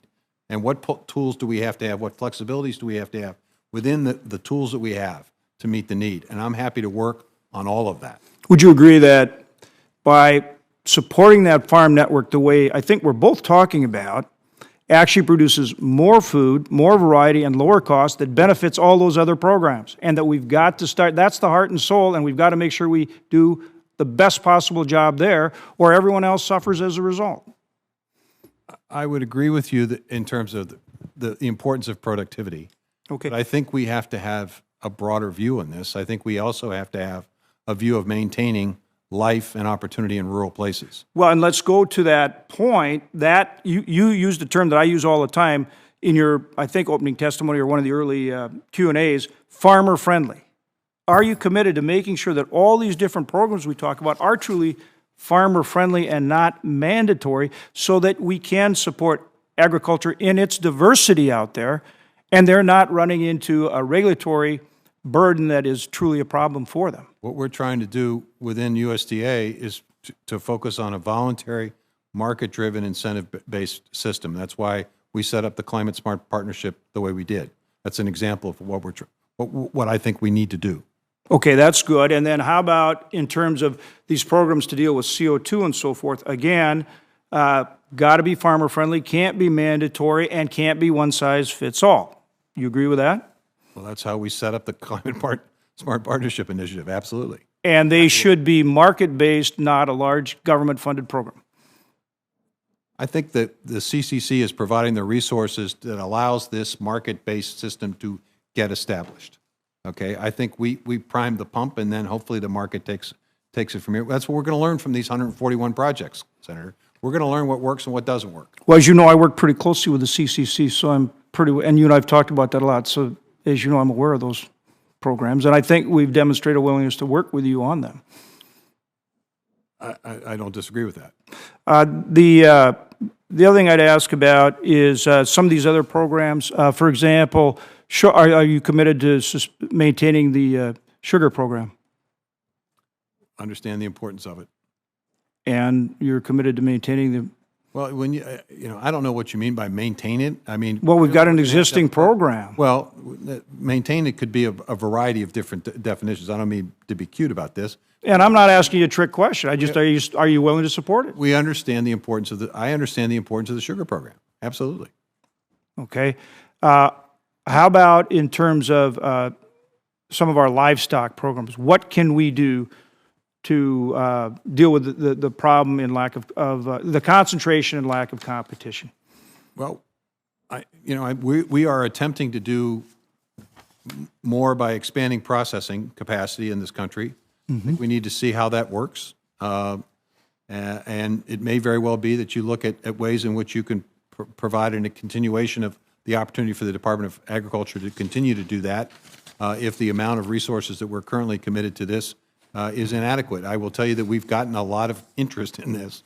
There are a lot of applications for resources on both the processing side and also the fertilizer side.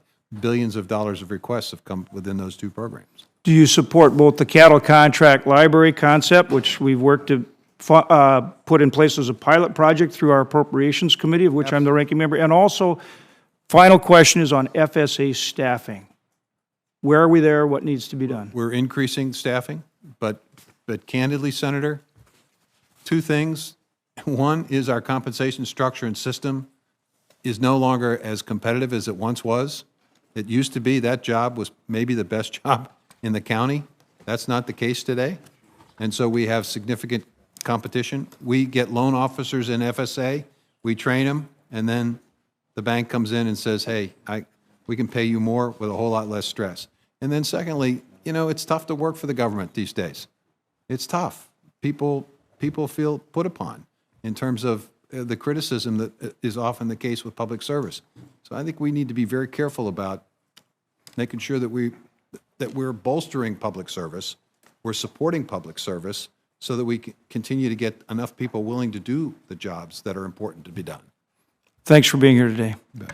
Thank you very much. And Secretary Vilsack, let me stress as well that public service is very important. What the employees do at the department is very, very important, and we want to be supportive of that.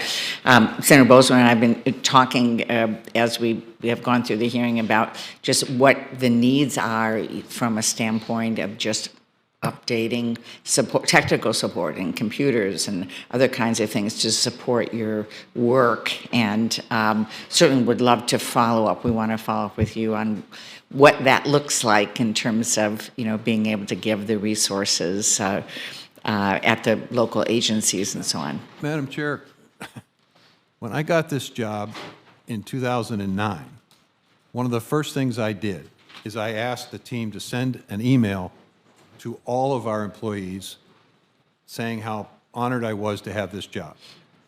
And I was told by a young staffer, sorry, Mr. Secretary, we can't do that.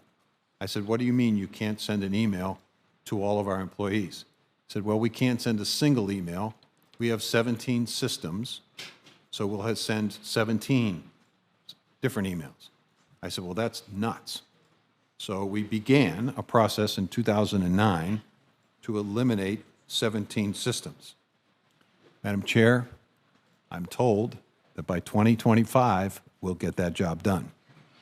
I'm shaking my head here on all of this, and we want to follow up with you on ways that we can be supportive of in this in 2023 to be able to support you in this effort to be able to. I know it affects everything you do. It affects how you relate to farmers, and it relates to conservation programs. It relates to everything when we talk about streamlining and communicating and so on. And so, love to. And Senator Bozeman, would you like to? I certainly would agree with that. And those are areas that again, I think we could really get some real bang for the buck. And I know that you're working really hard to get it done.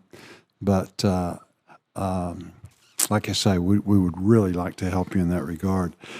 Madam Chair, I respectfully request to include in the record a letter to the Budget Committee signed by 400 national, regional, and state organizations that underscores the need for additional resources to be made available for this farm bill in order to adequately address the needs of our farmers and ranchers, including improvements to the farm safety net, as well as investments in trade, research, and rural development, and I would add technology. Yeah, very good. Well, so ordered without objection. And with that, let me thank you again for joining us before the committee. You have done this many times. We very much appreciate your leadership and your whole team's leadership, and look forward to working with you to get a good bipartisan farm bill done. So with that, we will leave the record open for 5 days. Thank you.